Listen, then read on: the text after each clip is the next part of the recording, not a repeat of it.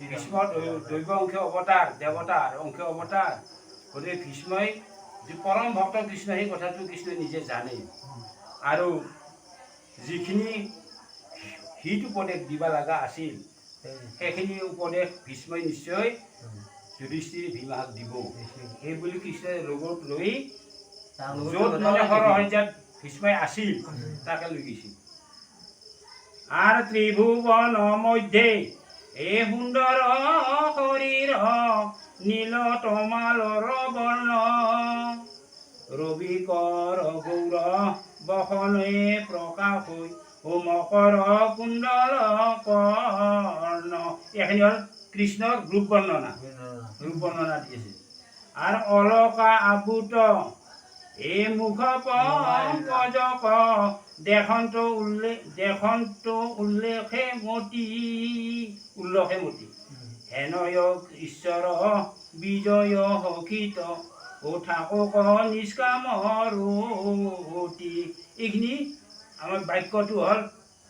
ভীষ্মৰ এই চাৰিআলি ভীষ্মই কৈছে যে এনেহেন ৰূপৰ কৃষ্ণ কৈছে এটা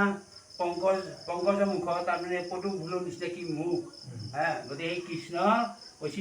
দেখিলেও মন প্ৰাণ উল্লাসিত হৈ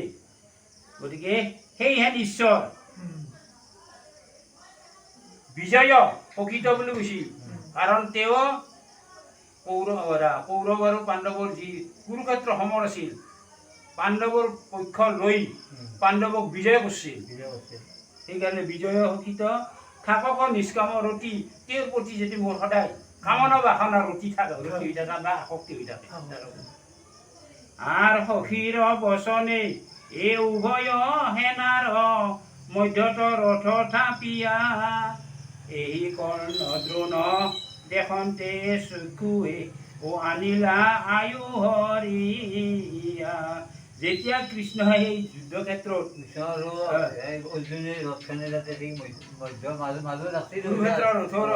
সমৰৰ মাজত ৰাখি অৰ্জুনক কৈছিল ইতা সখী তুমিতো মোক ৰথখন মাজত ৰাখবা দিছা কুৰুক্ষেত্ৰ সমৰত সেই কৌৰৱ পক্ষ আৰু আপোনালোকৰ এইটো পাণ্ডৱ পক্ষ গতিকে মই মাজত ৰাখলো এতিয়া তুমি চাও কিয় মাজত আহিলা তাৰ কিবা ভীতি চাও কথা কৈছ তাতে আহি কি দেখালা কৰ্ণ দ্ৰোণ আদি এইবিলাকক দেখা পাইছিল তাৰে পাছত কৃষ্ণৰ দৃষ্টি যে তাহাৰ তাতে পৰছি পৰাৰ লগে লগে কৃষ্ণৰ দৃষ্টি তাহাৰ আয়ুবিলাক হৰণ হৈছে কৃষ্ণ সেই দৃষ্টি করলা আর অর্জুন রজয় এ হাধিয়া মাধব ভকতর তুমি গতি দেবরো দেবতা ঈশ্বর কৃষ্ণর ও চরণে থাকক রূপতি ভীষ্ম কৈছি এই কথাটো যে অৰ্জুনৰ জয় সাধন কৰছ মানে অৰ্জুনৰ দ্বাৰাই জয় সাধন কৰছ আৰু তুমি এইটো ভকতৰ গতি গতিকে পঞ্চ পাণ্ডৱে কৃষ্ণৰ ভক্ত আছিল জানা নাছিল কৃষ্ণ বুলি তাৰপিছত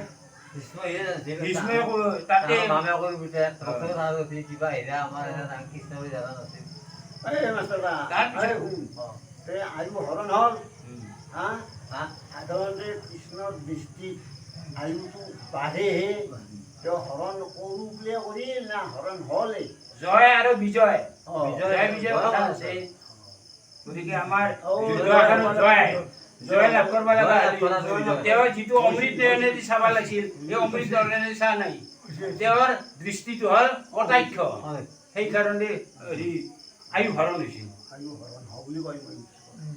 এতিয়া ভীষ্ম কৈছি তুমিতো দেৱৰ দেৱতা ঈশ্বৰ কৃষ্ণ গতিকে তোমাৰ চৰণতে যাতে মোৰ সদায় ৰতি অৰ্থাৎ মোৰ তোমাৰ চৰণত যাতে আসক্তিত হৈ থাকে এই কথাটো কৈছি আৰু যুদ্ধত ৰথৰ এ ঘটকৰ ধূলি থুখৰ অলকা পান্তি ধৰ্মবিন্দু লাগি লৰন্তে চৰন্তে ও মুখ পদ্ম কৰে কান্তি অৰ্জুনৰ ৰথত সাৰথী স্বৰূপে কৃষ্ণই আছিল গতিকে যুদ্ধৰ ক্ষেত্ৰত যেতিয়া ঘোঁৰাবিলাকে মানে লাগাম টানিছিল যাই আছে জৰি ধৰিছে ধূলা উৰে গৈছে চাৰিওফালে গতিকে সেই ধূলা এই ঘৰ্মবিন্দুত মানে ঘাম দেহত লাগি কেনে এটা উজ্জ্বল বৰণ ধৰি লৈছিল ধূলাৰে বৰণ তাতো কৈছি আৰু ঘৰ তীক্ষ্ণ হৰে এ ফুটিয়া কবচ কৰৈ আতি জাতিস্কাৰ হেনয় কৃষ্ণৰ চৰণ তনিতে উঠাক কৰতি আম্ভাৰ এই যুদ্ধ ক্ষেত্ৰত যি হৰ নিক্ষেপ হৈছে সেই ঘোৰ তীক্ষ্ণ হৰ কবচবিলাক ফুটি গৈছিল কাৰ এই ভীষ্ময়েতো কবচ পিন্ধি আছিল এই ভীষ্মৰ দেহত সেই কবচ কাৰে পিন্ধি গৈছিল আৰু সেই কাৰতে যাই ভীষ্ম ধাৰাসায়ী হৈ সৰৰ ওপৰতে বাগৰি পৰিছিল সৰ হৈ যে থাকবা লগা হৈছিল তাকে সেই কৰে ঘৰ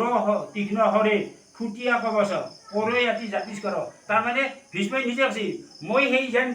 এটা হেৰিহে পিন্ধি আছো কবচক পিন্ধি ধৰা বস্তু মানে মোৰ জাতিস্কাৰ হৈ উঠছো মই তেতিয়া এনেকুৱাকে এটা ভীষ্মই নিজে মনত ভাৱ প্ৰকাশ কৰিছিল আৰু সেইকাৰণে কৈছি হেনয় চক্ষুৰ চৰণতে নিতে থাকক ৰতি আমাৰ হেনয় কৃষ্ণৰ চৰণত নিতে থাকক ৰতি আমাৰ সেই হেন কৃষ্ণৰ চৰণত যাতে সদায় মোৰ মন প্ৰাণ আসক্তি হৈ থাকে এই কথাটো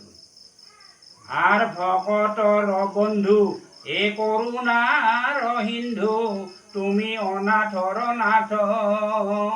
তোমার শরণ নেরু মোর মন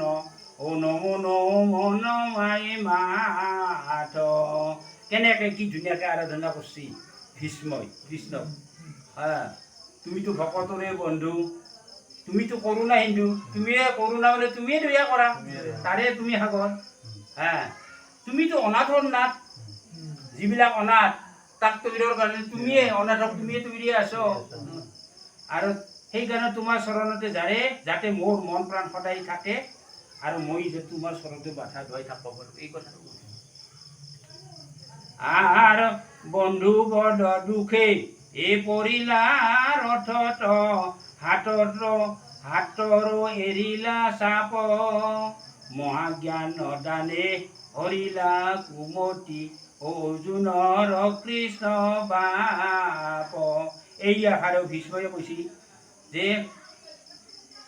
বন্ধুবিলাকক বধ কৰবা মাজত দিছিল ৰথ দেখা পালা না দেখা পাইছি এইটো মোৰ পিতামহ ভীষ্ম এইটো মোৰ দীক্ষা গুৰু দ্ৰোণ এইটো কুলগুৰু কৃপাচাৰ্য এইটো মোৰ দাদা দুৰ্যোধন অৰ্জুনে কৈছে এইটো মোৰ মামা শুকুনি মই ইমান এইবিলাকৰ লগত যুদ্ধ কৰিব লাগিব মোৰ মামাকে আদি কৰি ভাগিনকে আদি কৰি মাৰ লগত মোৰ গুৰুৰ লগত যুদ্ধ কৰিব লাগিব এই বুলি ভাবি বন্ধু বধক দুখতে মানে ৰথত তেওঁ পৰি গৈছে আৰু হাতৰ মানে ধনুহৰ এৰি ফেলছি আৰু তুমিয়ে তেতিয়া ভীষ্মই কৈছিল তুমিয়ে তেতিয়া তেওঁক মহাজ্ঞান দিম তাৰ যিটো কুমতি হৈছিল অৰ্জুনৰ সেইটো হৰণ কৰছ কৃষ্ণক কৈছিল হৰণ কৰছ আৰু অৰ্জুনৰ হৰিলা কুমতি অৰ্জুনৰ কৃষ্ণ বাপ হৈ হে বাপ কৃষ্ণ তুমিয়েতো হৰণ কৰছা কুমতিটো অৰ্জুন আৰু ভকত বৎসল এ কৰুণা সাগৰ কৰা অগতিৰ গতি এই প্ৰাণ কৃষ্ণ তোমাৰ চৰণে সততে থাকক ৰতি যিজনে ভকতক ভাল পায় ভকত বৎসল তেওঁৱে হ'ল কৰোণাৰ সাগৰ তেওঁৱে হ'ল অগতিৰ গতি দিয়া কাইছত সেইকাৰণে তেওঁকে কৈছে হে প্ৰাণ কৃষ্ণ যেনে তোমাৰ চৰণতে সদায় মোৰ আসক্তিটো থাকে আর কোনো অনুগ্রহ এ নকরিলা মোক ভকত বৎসল তুমি কৃষ্ণর পরম উপকার স্মরি ও কান্দিলন্ত হুমি এইটা কোনো অনুগ্রহ নকরিলা মোক এটা শব্দ কি বুঝিছে ভীষ্মই নিজে মোক কোনো অনুগ্ৰহ তুমি নকৰিলা এই ভকত বৎসল তুমি মোক কোনো অনুগ্ৰহ নকলা গতিকে সেইকাৰণে তাত কৈছে কৃষ্ণৰ পৰম উপকাৰ স্মৰি কান্দিলন্ত হোমহমি অনুগ্ৰহ কৰা নাই সৰহজ্যাত আছে কিন্তু কৃষ্ণ যেতিয়া তেওঁৰ সাক্ষাৎ হৈছিল যুধিষ্ঠিৰ লগত লৈ যায় কৃষ্ণৰ দৃষ্টিটো পাইছি নহয় মোক সেয়ে অনুগ্ৰহ নকৰিব পাৰোঁ মইতো এতিয়া তোমাক দৃষ্টিত পাইছোঁ এই কথাটো বুজি গতিকে কৃষ্ণৰ মুখৰ দিশে চাই হোমাহোমি কান্দছি এই কথাটো এইটো ভীষ্ম আছে আৰ তীক্ষ্ণতৰ অহৰে এক অৱচ ভেদিলা কপে আতি তনু কাম্পে মোকো ক্ৰোধ কৰি কৰে চক্ৰ ধৰি ৰথৰ নামিলা জাম্পে এপেট বান মাৰি দিয়ে অৰ্জুনৰ ৰথ মানে কোমৰাটোক লগি সেই চাকাৰ লৈ গৈছে তাকে লগি বহাই দিছে ভীষ্মই অৰ্জুনৰ ৰথ নচলা হৈ গেল যেতিয়া নচলা হ'ল অৰ্জুনে এতিয়া ৰথে তোলে ৰথ তোলাৰ চেষ্টা কৰিছে সিফালে এতিয়া ভীষ্মই হৰ মাৰি মাৰে তেতিয়া কৃষ্ণই এইটো আগে প্ৰতিজ্ঞা কৰিছে যে মই কোনোদিন যুদ্ধ নকৰোঁ মই তোমালোক যুদ্ধ নকৰোঁ যুদ্ধ নকৰোঁ অৰ্জুনেহে যুদ্ধ কৰিব এই কথা প্ৰতিজ্ঞা কৰিছে গতিকে যেতিয়া দেখা হাও এতিয়া মোৰ সখী অৰ্জুনক দু ভীষ্মই মাৰে তিতে যাই অৰ্জুনক কৈছে সখী তুমি কি কাম করছো এই তিতে ধারা ধার কৃষ্ণ দিহা মতে অবিরাম হর মারছি ভীষ্মক লাগি এই হর হয়ে যাচ্ছে গতিকে সেই অনুগ্ৰহ নকৰা কেনেকৈ বচিব পাৰা না সুদৰ্শন চক্ৰ আগত তহঁতে কৃষ্ণই বাধা দিছে তাৰ যিটো শক্তি ভীষ্মৰ যিটো শক্তিটো হৰণ কৰিছে সেইনাকে অৰ্জুনে হেৰি কৰিব পাৰিছে নহ'লে নলৰা হৈ জানানা এই হেৰিত যেতিয়া কাশী ৰাজাৰ জীয়েক অম্বিকা আৰু অম্বালিকা এই তিনিটা ছোৱালী কাশী ৰাজাৰ জীয়েক আছিল ভীষ্মই হৰণ কৰি লৈ যায় বিচিত্ৰ বিজয় আৰু চিত্ৰাংগ শান্তনু ৰজাৰ পুতেক দুটাৰ তাতে বিয়া দিলা ইটা ডাঙৰটো ছোৱালী ৰহিল অম্বাই তেতিয়া কৈছিল যে মই আপুনি মোক হৰণ কৰি লৈছে তিনিওটাকে তাহোন দুটা গাঁৱত তাতে বিয়া দিয়া হ'ল আৰু মোক কথাটো কি হ'ব এতিয়া মোক আপুনি গ্ৰহণ কৰক অম্বাই কৈছে সেনেকে কিন্তু অম্বাই যেতিয়া মইতো চিৰকুমাৰ মইতো বিবাহত আবদ্ধ হ'ব নোৱাৰোঁ কি কৰে এতিয়া লাগিল না সেই অম্বাই যে এটা শেষত ভীষ্মৰ লগত ৰাগান্বিত হৈ পৰশুৰামৰ লগ লৈছিল পৰশুৰামৰ লগত লৈ পৰশুৰামৰ লগত আহি ভীষ্মৰ লগত 7 দিন 7 ৰাতি যুদ্ধ শেষত পৰশুৰাম ভীষ্মৰ হাতত ঘাটি দিছিল পৰশুৰামৰ ঈশ্বৰ অৱতাৰ বিৰাট অৱতাৰ দেখছা ভীষ্মৰ ইমান পৰাক্ৰমী মাইকি চাও চলিয়া পৰশুৰামে মায়াকক আৰু চলিয়া কাটতা দিছিল কিন্তু জিও দিছে আকৌ জানে মোক যেন টাং কাটা বুলি নাজানে এনে ঘুমটি ধৰি উঠা বুলিহে জানে সেনেকেও কৈছিল তেওঁ সেনেকৈ জুহা কৰিছিল ৰথ বহি যোৱাৰ পাছত কৃষ্ণৰ ৰাগ উঠি একেজাপে ৰাথৰ নামছি আৰু চক্ৰখন আগ কৰি লৈ গৈছে আৰু অৰ্জুনক দেহাচি সন্মান বা এনেকৈ সন্মানি দিছে আৰ মোকো কাটিবাক এ বেগে জান্ত খেদি পৃথিৱী খণ্ডল ৰাই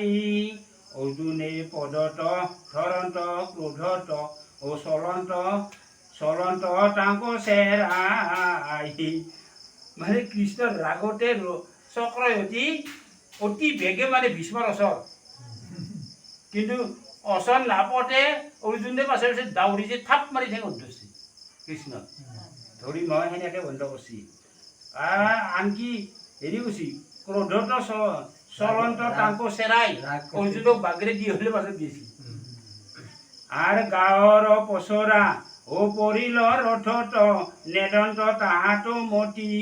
সখীৰ কাটৰে পালতি লপাছে ও তিনিও লোকৰ পতি গাঁৱত যিখন এনেকৈ আমাৰ চেলঙত লৈ আছিল সেইবিলাক পৰি গৈছিল খেয়ালে নাই কৃষ্ণৰ তাৰপিছত অৰ্জুনৰ এৰা নাই পিছা শেষত অৰ্জুনৰ মানে স্তুতি বাধ্য হৈ ফিৰি আহিছিল কৃষ্ণই আৰ অস্ত্ৰ নধৰিব এই বুলিলা আপুনি ধৰাইব বুলিলো আমি নিজয় অংগীকাৰ চন্ন কৰি মোৰ প্ৰতিজ্ঞা ৰাখিলা স্বামী তে অস্ত্ৰ নধৰো বুলি কোৱা স্বত্তেও মই হে প্ৰভু তোমাক মই অস্ত্ৰ ধৰিছোঁ সেইটো ভীষ্মৰ ভাষণ মই অস্ত্ৰ ধৰিছোঁ তোমাৰ অংগীকাৰ মই চন্ন কৰিছোঁ মোৰ অংগীকাৰ মই ৰাখছোঁ মই অস্ত্ৰ ধৰিহে চাৰিম আৰ আপনাত কৰি এই ভকতৰ স্নেহ জানিল তাক সম্প্ৰতি আনন বাঞ্চ এ ঐ বন্ধু মাধৱ ও তুমি হইবা মোৰ গতি কৈছে কি ভীষ্মই যে মোট কৰিও ভকতৰ প্ৰতি স্নেহটো বেছি অৰ্জুনৰ ভকত মোৰ স্নেহ বুলি কৈছি মই জানিব পাৰছো ভকতৰ প্ৰতি তুমি স্নেহটো বেছি দে এই হেৰি হ'ল এই ভীষ্মই কৃষ্ণকটো জানেগে জানলাগে গোটেইখিনি তেওঁ যি ভগৱান জানছি না জানছি শুনছা না দেখো জানছে না সি নাজানছি ভীষ্মই জানছি আচ্ছা জানা সত্ত্বেও ভীষ্মই আৰু কিয় যুদ্ধ কৰে তেওঁৰ লগত ভগৱানৰ এইটো যুদ্ধতটো নহয় সৰহ হৈ যায় থাকাৰহে কথা চলি আছে এইটো কথাখিনি যুদ্ধৰ কথাটো ভীষ্মই কৃষ্ণৰ আগত এইবিলাক উক্তি দাঙি ধৰি আছে যে আপনি তো যুদ্ধ নকৰি আপোনাকতো অস্ত্ৰ ধৰে যাচ্ছো মানে এয়ে হ'ল দেচোন এই আগতে কিয় ধৰলা তেওঁ জানা নাছিল নেকি জানা নাছিল নেকি কৃষ্ণক বুজি পোৱা নাই মই কি কৈছোঁ তই যিটো কৈছা বুজি পাইছো আগতে ধৰাৰ কথা কোৱা নাই তাৰমানে কি গম পাইছা না যুদ্ধ ক্ষেত্ৰত যেতিয়া ভীষ্ম আৰু অৰ্জুনৰ যুদ্ধ ক্ষেত্ৰত সন্মুখৰ ৰণ হ'ল কৃষ্ণইতো ৰথৰ সাৰথি অৰ্জুনৰ ভীষ্মই কৈছিল যে মই অৰ্জুনৰ লগত যুদ্ধ কৰিম আপুনি কিন্তু অৰ্জুনক সহায় নকৰিব হ'ব মই অৰ্জুনক মই সহায় নকৰোঁ মই অৰ্জুনৰ লগত যুদ্ধ কৰিলে মই অৰ্জুনক কোনো সহায় নকৰোঁ আৰু মই কোনো যুদ্ধ নকৰোঁ হয়তো আপুনি যুদ্ধ নকৰেতো বান্ধি লৈছি ভীষ্মই নকৰেতো নকৰোঁ আপোনাক মই যুদ্ধ কৰিহে ৰম ভীষ্মই অৰ্জুনক কৃষ্ণক কৈছে যুদ্ধ কৰিব লাগিব এই যুদ্ধ ক্ষেত্ৰস্থল আপোনাক মই যুদ্ধ কৰিহে এৰিম আপুনি মোৰ ইমান শক্তিশালী ভীষ্ম অৰ্জুন কৃষ্ণ সেনেকে কৈছিল যেতিয়া ৰথ বহি গ'ল কৃষ্ণৰ অৰ্জুনৰ উপায় নোহোৱা হ'ল উপায় নোহোৱা তেতিয়া ভীষ্মইটো মাৰিব অৰ্জুনক সেইটো কৃষ্ণ জানে কি কৰে এই তেতিয়া চক্ৰখানি বোলে খেদা মাৰি গৈছিল চক্ৰ হ'ল তেওঁৰ যুদ্ধৰ সঁজুলি এতিয়া চক্ৰটি কাটি যুদ্ধ মানে খেদি যায় তাক ভীষ্মক কাটব তে সেই কথাটো আজি তেওঁ যেতিয়া সৰহ পৰি থাকিল যুধিষ্ঠিৰ ডাঙৰটি যেতিয়া গৈছিল তেওঁৰ ওচৰত তেতিয়া কৃষ্ণক আগত তাতে কৈ আছে আপুনিতো যুদ্ধ নকৰোঁ বুলি কৈছিল মইতো আপোনাক যুদ্ধ কৰিহে যাচ্ছো এইটো যুদ্ধ ক্ষেত্ৰৰ মাজৰ কথা নহয় সৰহ যেতিয়া আছিল কাৰণ যুধিষ্ঠিৰে ভীষ্মই যুদ্ধ কৰিব নালাগিছিল অংগীকাৰটো ভংগ কৰছি কৃষ্ণৰ অংগীকাৰ ভংগ কৰছি তাকো বুজি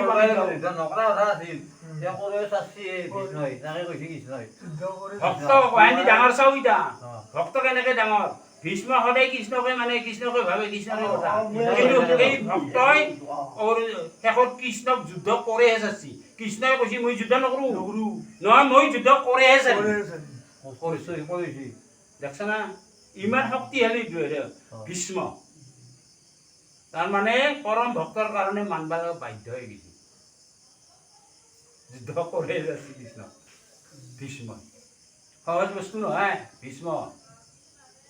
আৰু গংগাৰ পুত্ৰ আদি নামটো দেৱব্ৰত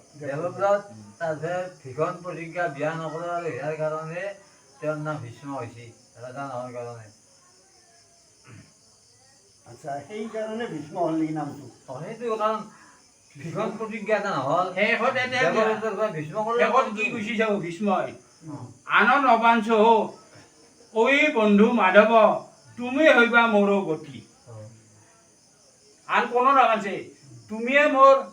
গতি। গতিকে শেষত যে কৃষ্ণ তাতে বিলীন হ'ব কাৰিকৰ হৈ থাকো। আমাৰ কৃষ্ণই আমাৰ যি কৰিব পাৰে। প্ৰশ্ন প্ৰশ্ন কৰিলে হয় মানে কিবা যদি সকলোতে থাকে প্ৰশ্ন কৰাটো ভাল। কাৰণ আমি গতকতে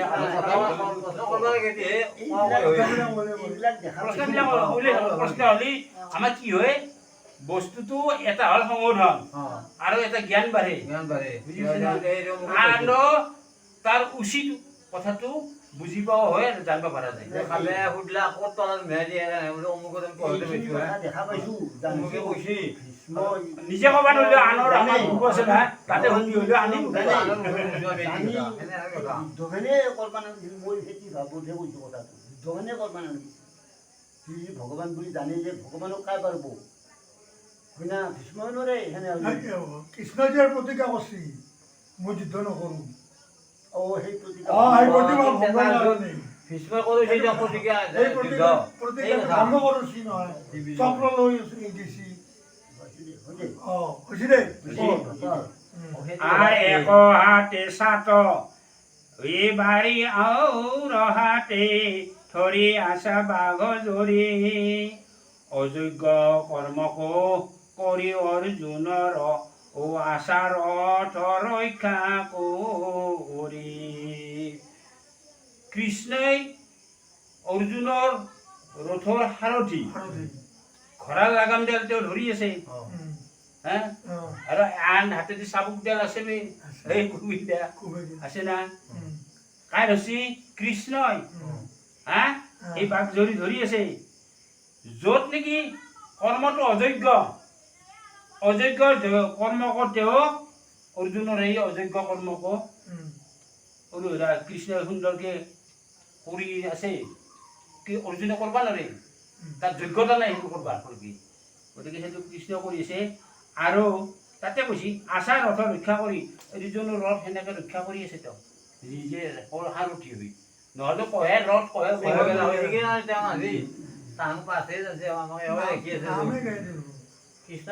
এইবিলাক উক্তি কিন্তু হেৰি দেই বৰ্তমান হেৰি ভীষ্মৰ উক্তি চলি আছে। আৰু সেই সময়ত এই বিৰহ বজত যুদ্ধত হৈ সন্মুখ তোমাৰ বদন পদ্মক দেখিয়া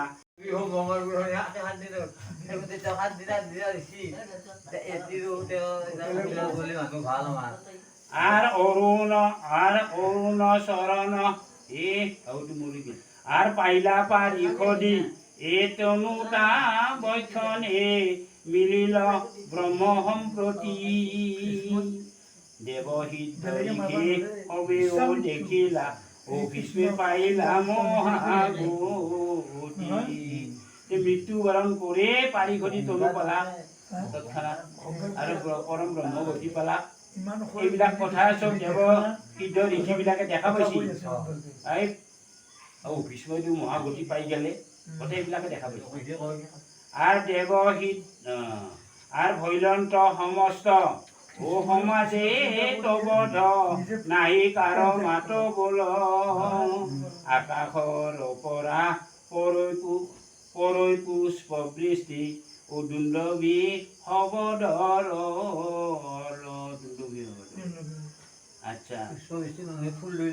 তাতে সমাজত থকা সকলো ব্যক্তিবিলাকে তবত মানি গৈছি কাৰো মাত বোল নাই। আকাশৰ পৰা সেই সময়ত গ'লে পুষ্প বৃষ্টি হৈছিল আৰু দুন্দুভীৰ শব্দ হৈছিল।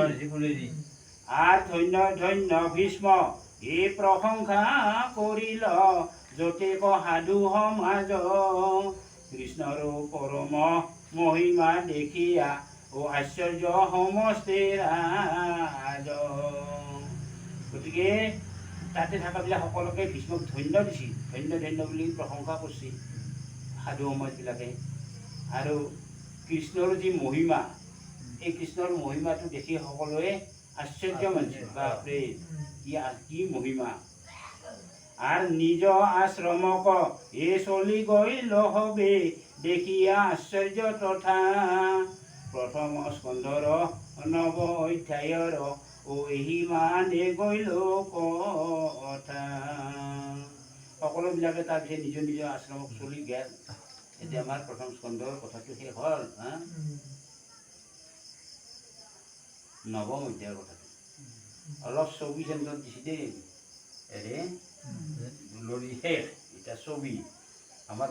কেইটা থাকে হে ভাগৱতত চাৰিটা সুৰ কেইটা থাকে ভাগৱতৰ সুৰ কেইটা থাকে তিনিটা সুৰ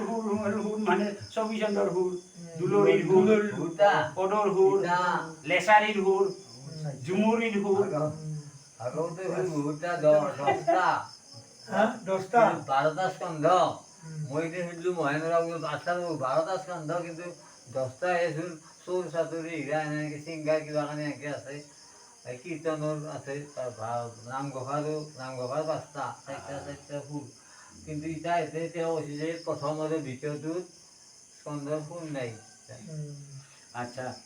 ভাগৱত খেন আমি সদায় পঢ়ি আছো ভাগৱত খেলত কেইটা লক্ষণ সন্নিবিষ্ট হৈ আছে ভাগৱত খেলত কেইটা লক্ষণ সন্নিবিষ্ট হৈ আছে লক্ষণ লক্ষণ বা কিয় কৈছে কি লক্ষণ বা সৰ্গ বিসৰ্গ স্থান পোষণ উটি কল্প ইখান নিৰোধন মুকুতি আৰু স্বৰূপ এই 10টা লক্ষণ ইয়াতে সন্নিবিষ্ট হৈ আছে এটা সৰ্গ বুলিলে কি বিসৰ্গ বুলিলে কি মই তাৰে এটা উদাহৰণ দিছো বাৰু সৰ্গ পৰম ব্ৰহ্মই অৰ্থাৎ পৰম পিতা পৰমেশ্বৰ কৃষ্ণৰ দৃষ্টিত যিমানখিনি সৃষ্টি হৈছে সেই সকলোবিলাক সৰ্গ বিসৰ্গটো তাৰ বিপৰীত ব্ৰহ্মাকে আদি কৰি যিমান দেৱতা আছে তেওঁলোকে যিটো সৃষ্টি কৰিছে সেইটো বিসৰ্গ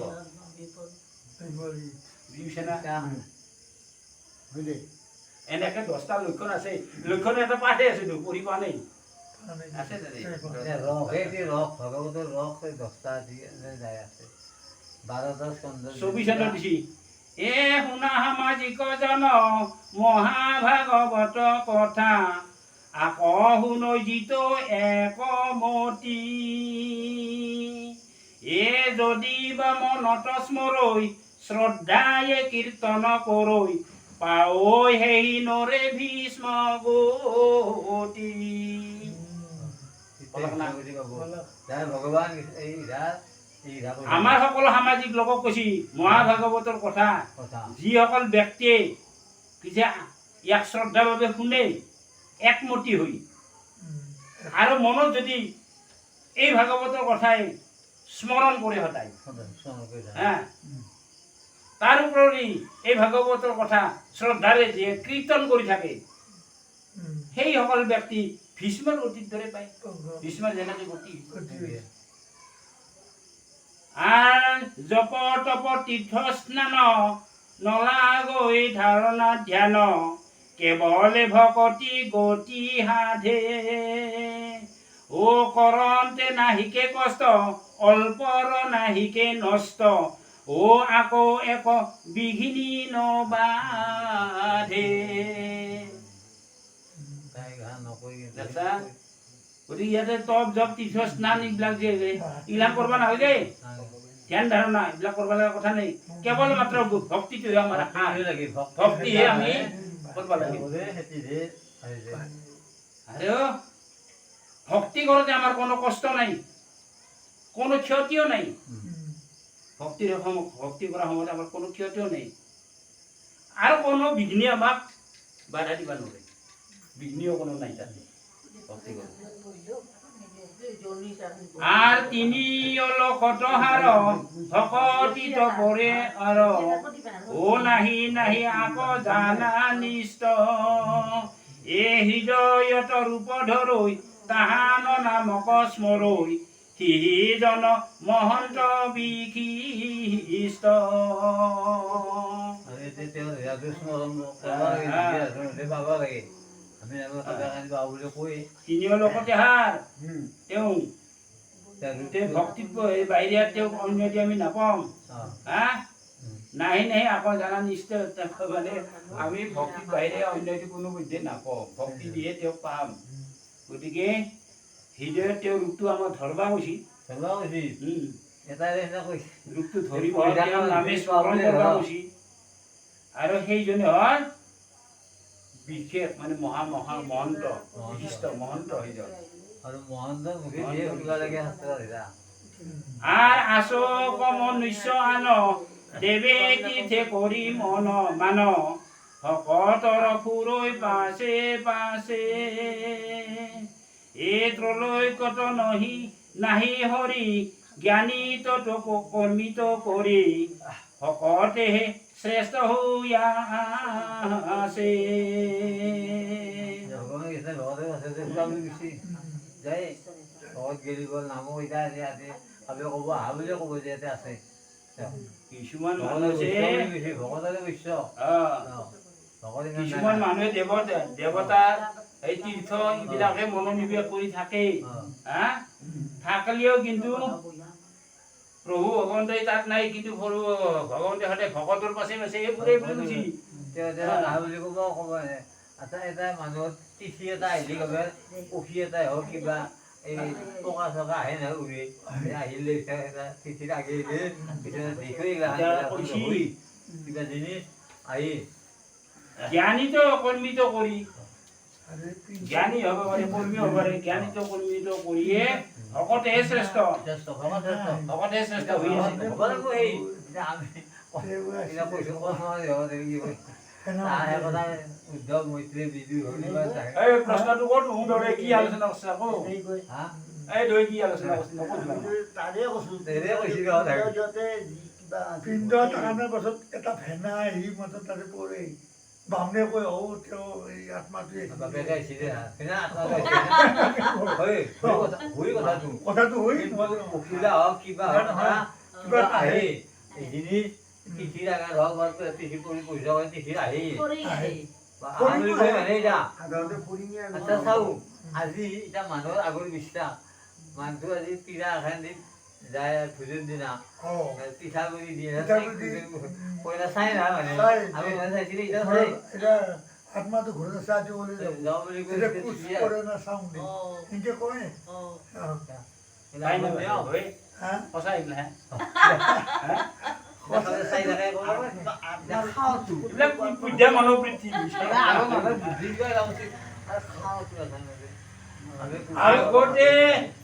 আগতে মানুহবিলাকক পলিঅ' বোলা কথা তথাপি কম এই আমাৰ বিশেষ কৰি ক্ষুদ্ৰ জাতিটো আটাইতকৈ অধম পামৰ আছিল জ্ঞানশূন্য আছিল এই পুৰোহিতকে দিয়া এই পুৰোহিতে যি দিয়া দিয়ে সেয়ে কৰিছিল গয়েল মানে আমাক ভালকে কমপ্লিকেট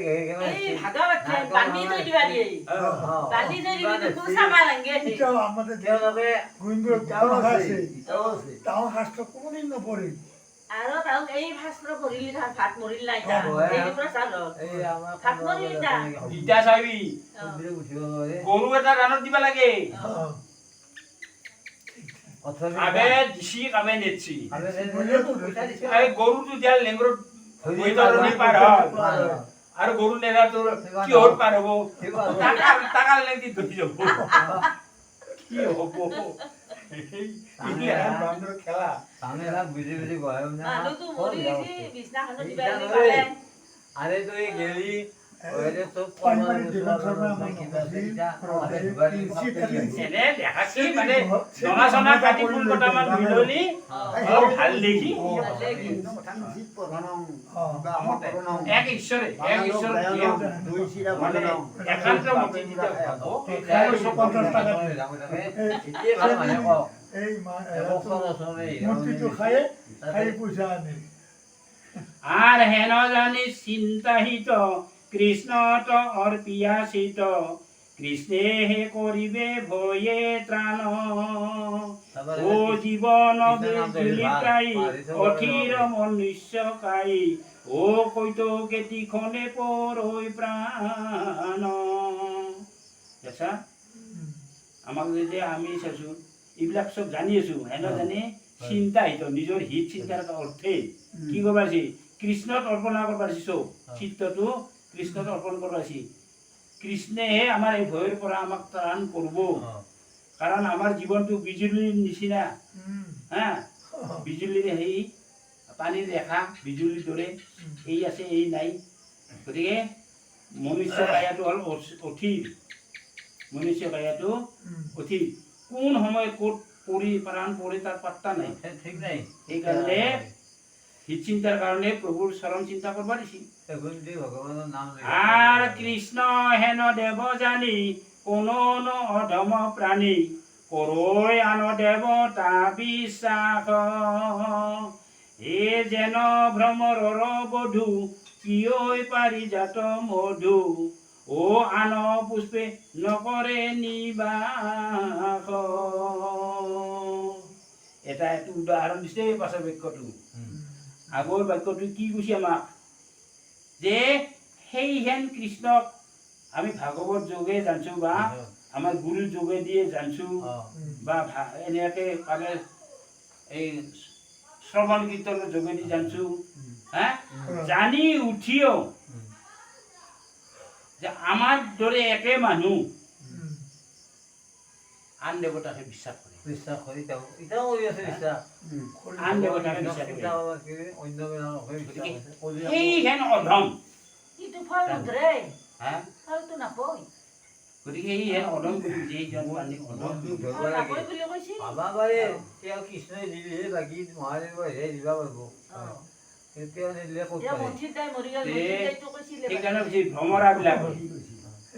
পাৰিজাত ফুলত মধুৰ ৰস লৈ থাকে আৰু মধুৰ ৰস ল'বা দিয়ে আৰু আন ফুলতকৈ বোলো তাতে মধুৰ ৰসটো বেছি পায় তাৰ পৰা লৈছে আৰ কৃষ্ণে হে মুকুটি বীজ কৃষ্ণে হে হৃদ নিজ কৃষ্ণৰ পাৱত কৰা ৰতি এ নেনা আয়ো আলে জালে ইটো ঘৰ কলি কালে ও কৃষ্ণ নাম বিনে নাহি গতি গতিকে কৃষ্ণহে আমাক মুক্তি দিব পাৰে কৃষ্ণহে আমাৰ নিজ পুৰোহিত বান্ধৱ গতিকে কৃষ্ণৰ পাওঁতে সদায় আমাৰ ৰুচিটো থাকিব লাগে অৰ্থাৎ আসক্তিটো থাকিব লাগে আমি আসক্তি হ'ব লাগে সেইকাৰণে কৈছে আয়ো আমি আলে জালে নিব নালাগে হা এইটো হ'ল ঘোৰ কলিৰ কাল কৃষ্ণৰ বিনে আৰু আমাৰ গতি নাই কৃষ্ণ শ্ৰীচৰণতহে আমি সেৱা শুশ্ৰূষা কৰি আমি গতি পাম ভক্তি কৰি আর দেখা যুগ ধর্ম চাই বিলম্বত কার্য নাই হতরে গলত বান্ধা নাম এ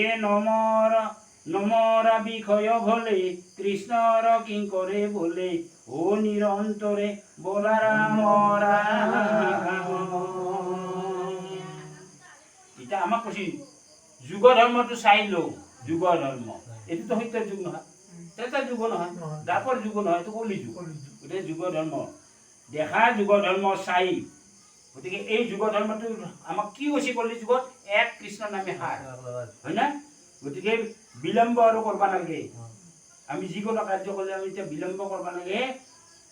সত্তৰে অৰ্থাৎ অতি সোনকালে গলত কৃষ্ণ নামটো বান্ধি ল'ব দিছে গতিকে এতিয়া আমি বিষয়ত ভুল যে মৰবা দিছে আমাক হা এই কাই কৈছে আমাৰ কৃষ্ণৰ ডাকে সদায় আমাক কৈছে এই বিষয় সংগ্ৰহ থাকি ভুল যে নমৰবা কেৱল মানে শান্তিভাৱে কৃষ্ণৰ নাম ঘোষণা কৰা ৰাম নাম ঘোষণা কৰা এই কথাটো কৈ আছে বাৰে বাৰে কিন্তু কৰোণা আমি সবাই কিবা ভাবি থাকোঁ মই বেপাৰ কৰি আহিছোঁ গাড়ীতে এই কি কে ই ৰিক্সাতে নমস্কাৰ দি আমাৰ এটা আমাৰ হেৰি আছে আমাৰ মন্থিৰ আমি য'তে হ'লেও দিবা এটা ভাৱ আছে না আমি য'তে নাথাকো এটা ভাৱ আহে মন আৰু তেওঁ কৈছে বৈষ্ণৱ উঠিব পাৰে যে অজানিলেনো পুতে মই একে একবার জুতা বাড়ি কুরমার ওই নতুন কুরমা তাও উঠাইছি আমার কুরহাতে তাও সেনেকে উঠাইছি আকৌ ঠিয়া দি গৈছো মোৰ ৰবিবাৰ সময় নাই মানে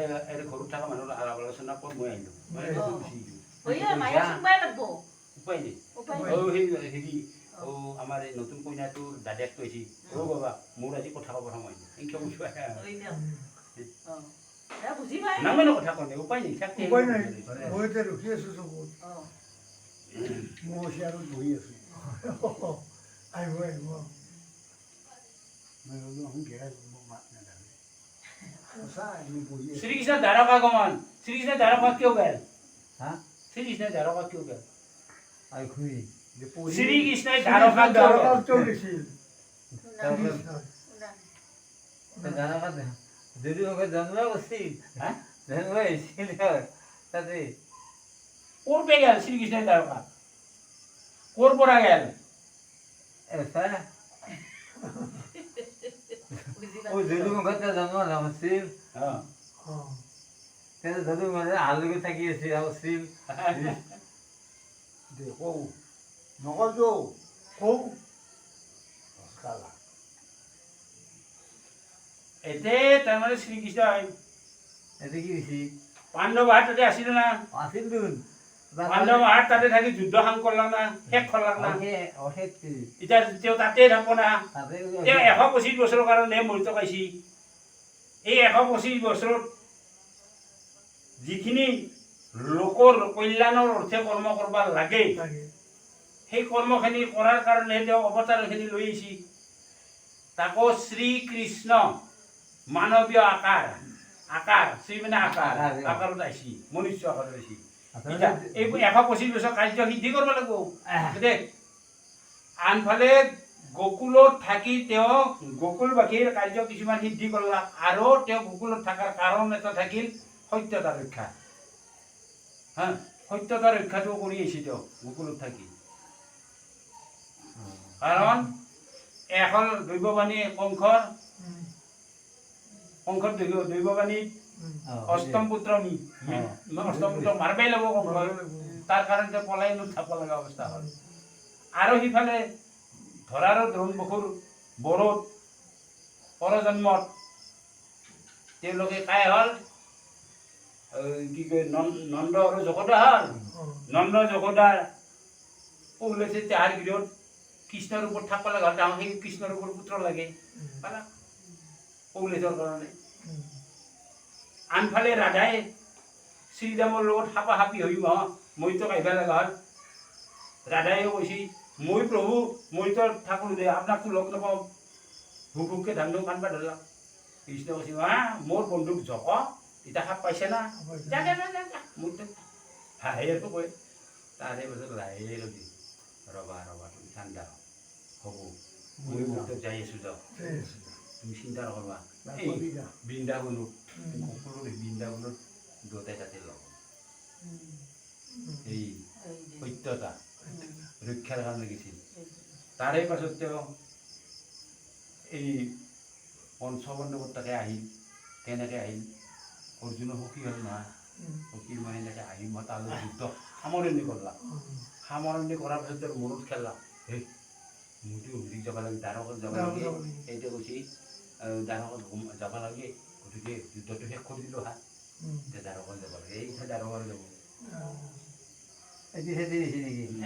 20 বছৰ আছিল নেকি 120-25 বছৰ বাঢ়ি গৈছে তাৰমানে তেওঁৰ বংশটো মাৰিহে যোৱা কথা দেৱতাসকলে ব্ৰহ্মা হীৰাং আহি সুধি আছে নহয় যে আমাৰ ওচৰত নাহে আমি আৰু অলপ আবেদন কৰি আছে তাকে যাব লাগে যাব লাগে কিন্তু তাহো যাবা কৈছে কিন্তু এতিয়া নাযাওঁ মই এই বংশটো নোহোৱা কৰিহে যাম মোৰ নিজৰ বংশটো ইটা কৃষ্ণই অৱতাৰত মৰিতত আছে সঁচা বাকী কৃষ্ণ নাই নেকি সকলোহে আছে এতিয়া অৱতাৰতে আছে বাকী সকলোতে আছে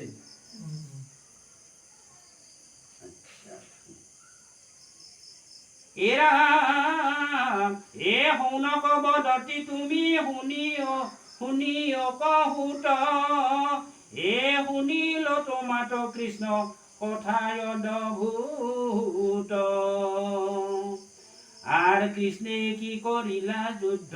ও সমর্পিয়া পাছে এইটো কথা শুনিতে আমার ইচ্ছা আছে। শুনকে নমিকাৰণ্যত 28,000 ঋষিৰ আগত কৈ আছে শুনক আদি শুনক বদতি তুমি শুনিব এই যেতিয়া শুনকে লগত সুত আহোঁ কথা বাৰ্তা হৈ আছিল তেতিয়া শুনকে সুতমণি কৈছিল শুনক বদতি কৈছিল না কৈছে কি হয় এতিয়া নকলিয়ে কৃষ্ণ বোলে হেৰি কোক যোৱা কথা ক'লাৰে কৃষ্ণ কোক যোৱা কথা এই যে নমিকাৰণ্যৰ কথা ওলাল সেনে নমিকাৰণ্যত 28,000 ঋষিয়ে সুতমুনিৰ লগত বহি আলাপ আলোচনা কৰি আছিল কিহত ভাগৱত গতিকে আলোচনা কৰি থাকোঁতে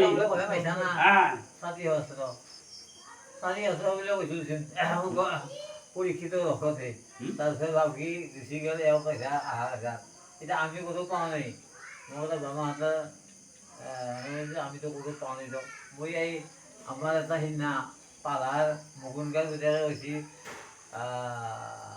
যে মোৰখনত আছে দিয়ক তুমি আছে চাৰিবাৰ যাম তুমি এটা দেখি দিয়া হাতে দি সেই ল'ৰাটোৱে পালে সেই ক'তো পোৱা নাই দেখি দিয়া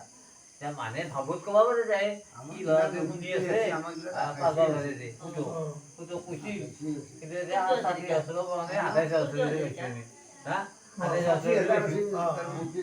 কথাখিনি আঠটো নুবুজাকে নকবি এতিয়া আঠটো বুজি পোৱা নাই নহয় মই কৈ আছো তেনেহ'লে শুনিলো শুনক মুনি হ'ল 28,000 ঋষিৰ প্ৰধান যেনেকে আমাৰ মোদী নৰেন্দ্ৰ মোদী গতিকে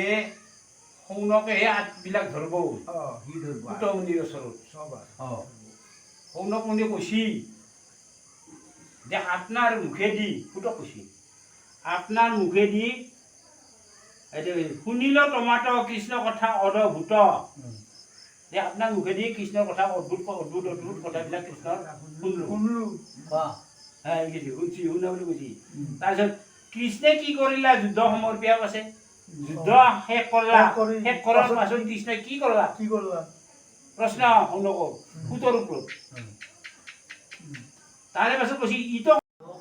ভীষ্মৰ দৈৱ অংশ অৱতাৰ দেৱতাৰ অংশ অৱতাৰ গতিকে ভীষ্মই যি পৰম ভক্ত কৃষ্ণ সেই কথাটো কৃষ্ণই নিজে জানে আৰু যিখিনি হিত উপদেশ দিব লগা আছিল সেইখিনি উপদেশ ভীষ্মই নিশ্চয় যুধিষ্ঠিৰ ভীমাক দিব সেই বুলি কৃষ্ণই লগত লৈ য'ত মানে সৰসজ্ঞাত ভীষ্মই আছিল তাকে লৈ গৈছিল আর ত্রিভুবন মধ্যে এ সুন্দর শরীর নীল তমালর বর্ণ রবিকর গৌর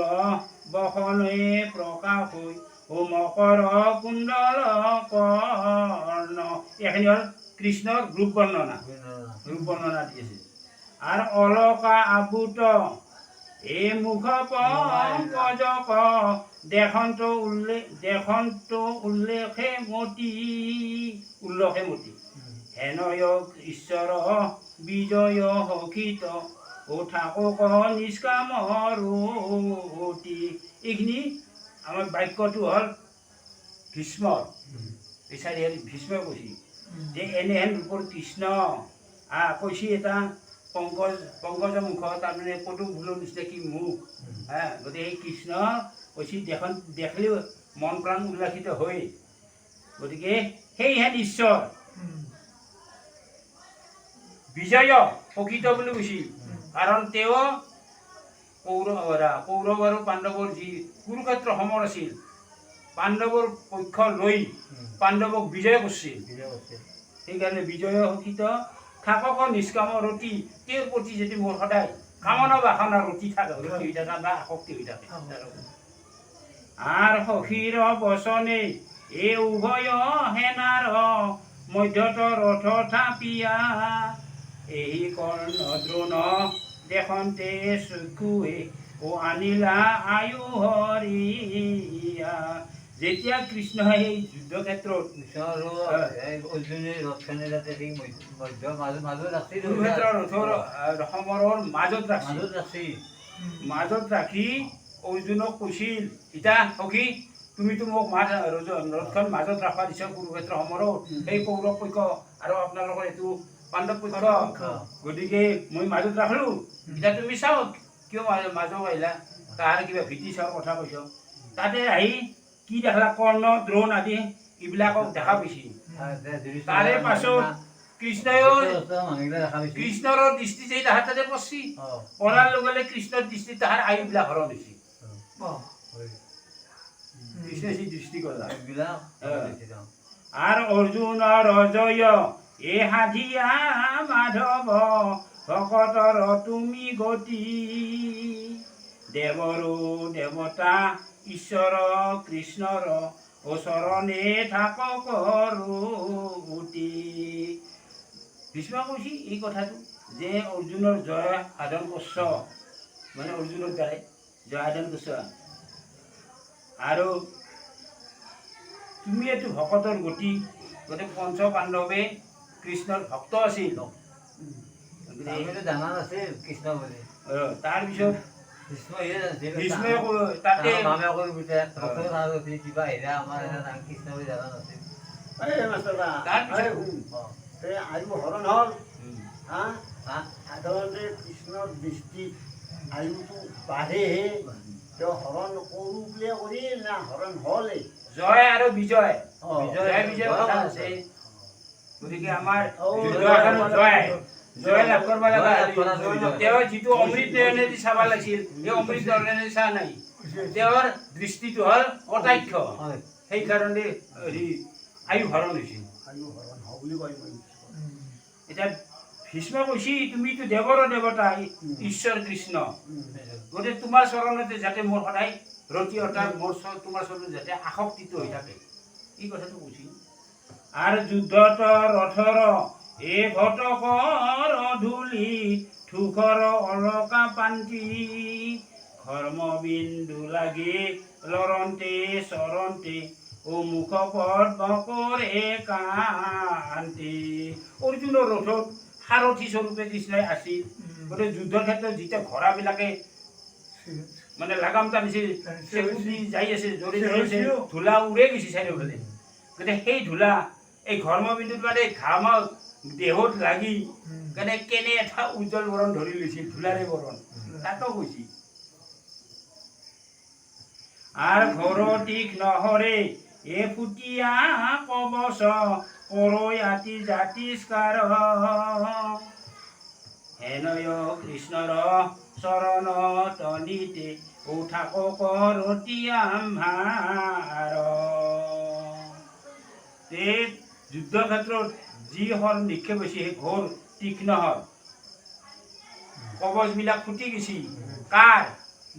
এই ভীষ্ময়েতো কবচ পিন্ধি আছিল, এই ভীষ্মৰ দেহত সেই কবচ কাৰে পিন্ধি গৈছিল, আৰু সেই কাৰতে যাই ভীষ্ম ধাৰাসায়ী হৈ সৰৰ ওপৰতে বাগৰি পৰছি, সৰ হৈ যে থাকবা লগা হৈছিল। তাকে সেই কৰে ঘৰ তীক্ষ্ণ হৰে ফুটিয়া কবচ কৰয়াতি জাতিস্কাৰ, তাৰমানে ভীষ্মই নিজে কৈছে মই সেই যেন এটা হেৰিহে পিন্ধি আছো, কবচত পিন্ধি ধৰা বস্তু, মানে মোৰ জাতিস্কাৰ হৈ উঠছো মই, তেতিয়া এনেকুৱাকে এটা ভীষ্মই নিজে মনত ভাৱ প্ৰকাশ কৰিছে। আৰু সেইকাৰণে কৈছে হেনয় চক্ষুৰ চৰণতে নিতে থাকক ৰতি আমাৰ, হেনয় কৃষ্ণৰ চৰণত নিতে থাকক ৰতি আমাৰ, সেই হেন কৃষ্ণৰ চৰণত যাতে সদায় মোৰ মন প্ৰাণ আসক্তি হৈ থাকে।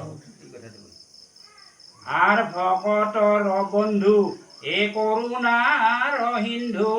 তুমি অনাথৰ নাথ, তোমাৰ চৰণ নেৰু মোৰ মন, মন মাই মাথ। কেনেকে কি ধুনীয়াকে আৰাধনা কৰিছে ভীষ্মই কৃষ্ণক। তুমিতো ভকতৰে বন্ধু, তুমিতো কৰুণা সিন্ধু, তুমিয়ে কৰুণা মানে তুমিয়ে দয়া কৰা, তাৰে তুমি সাগৰ। তুমিতো অনাথৰ নাথ, যিবিলাক অনাথ তাক তৈৰৰ কাৰণে তুমিয়ে অনাথক তুমিয়ে তৈৰি আছ, আৰু সেইকাৰণে তোমাৰ চৰণতে যাৰে যাতে মোৰ মন প্ৰাণ সদায় থাকে আৰু মই যে তোমাৰ চৰণতে বাধা ধুৱাই থাকিব পাৰোঁ এই কথাটো কৈছোঁ। আৰু বন্ধু বদ দুখে এই পৰিলা ৰথত হাতৰ এৰিলা চাপ মহাজ্ঞান দানে হৰিলা কুমতি অৰ্জুনৰ কৃষ্ণ বাপ। এই আশাৰে ভীষ্মই কৈছিল যে বন্ধুবিলাকক বধ কৰবা মানে মাজত দিছিল ৰথ দেখা পালা না দেখা পাইছি এইটো মোৰ পিতামহ ভীষ্ম, এইটো মোৰ দীক্ষাগুৰু দ্ৰোণ, এইটো কুলগুৰু কৃপাচাৰ্য, এইটো মোৰ দাদা দুৰ্যোধন অৰ্জুনে কৈছে, এইটো মোৰ মামা শুকুনি। আৰু মই ইমান এইবিলাকৰ লগত যুদ্ধ কৰিব লাগিব, মোৰ মামাকে আদি কৰি ভাগিনকে আদি কৰি মাৰ লগত মোৰ গুৰুৰ লগত যুদ্ধ কৰিব লাগিব এই বুলি ভাবি বন্ধু বধক দুখতে মানে ৰথত তেওঁ পৰি গৈছে আৰু হাতৰ মানে ধনুহৰ এৰি ফেলছি। আৰু তুমিয়ে তেতিয়া ভীষ্মে কৈছি তুমিয়ে তেতিয়া তেওঁক মহাজ্ঞান দিম তাৰ যিটো কুমতি হৈছিল অৰ্জুনৰ সেইটো হৰণ কৰিছ, কৃষ্ণক কৈছি হৰণ কৰিছ। আৰু অৰ্জুনৰ হৰিলা কুমতি অৰ্জুনৰ কৃষ্ণ বাপ হৈ হে বাপ কৃষ্ণ তুমিয়েতো হৰণ কৰিছা কুমতিটো অৰ্জুনৰ। আৰু ভকত বৎসল এ কৰোণা সাগৰ কৰা অগতিৰ গতি হে প্ৰাণ কৃষ্ণ তোমাৰ চৰণে সততে থাকক ৰতি। যিজনে ভকতক ভাল পায় ভকত বৎসল তেওঁৱে হ'ল কৰোণাৰ সাগৰ, তেওঁৱে হ'ল অগতিৰ গতি দিয়া কাইছত। সেইকাৰণে তেওঁকে কৈছে হে প্ৰাণ কৃষ্ণ যেনে তোমাৰ চৰণতে সদায় মোৰ আসক্তিটো থাকে। আৰু কোনো অনুগ্ৰহ এই নকৰিলা মোক ভকত বৎসল তুমি কৃষ্ণৰ পৰম উপকাৰ স্মৰি কান্দিলন্ত হুমি। এইটা কোনো অনুগ্ৰহ নকৰিলা মোক এটা শব্দ কি গুচি যায় ভীষ্মই নিজে কৈছে মোক কোনো অনুগ্ৰহ তুমি নকৰিলা। এই ভকত বৎসল তুমি মোক কোনো অনুগ্ৰহ নকৰিলা। সেইকাৰণে তেওঁ কৈছে কৃষ্ণৰ পৰম উপকাৰ স্মৰি কান্দিলন্ত হুমি। অনুগ্ৰহ কৰা নাই সৰহজাত আছে কিন্তু কৃষ্ণ যেতিয়া তেওঁৰ সাক্ষাৎ হৈছিল যুধিষ্ঠিৰ লগত লৈ যায় কৃষ্ণৰ দৃষ্টিটো পাইছি নহয় মোক সেহে অনুগ্ৰহ নকৰিব পাৰোঁ মইতো এতিয়া তোমাক দৃষ্টিত পাইছোঁ এই কথাটো বুজি। গতিকে কৃষ্ণৰ মুখৰ দিশে চাই হুমা হুমি কান্দছি এই কথাটো এইটো ভীষ্ম কান্দছে। আৰু তীক্ষ্ণতৰ অহৰে এক অৱচ ভেদিলা কপে আতি তনু কাম্পে মোক ক্ৰোধ কৰি কৰে চক্ৰ ধৰি ৰথৰ নামিলা জাম্পে।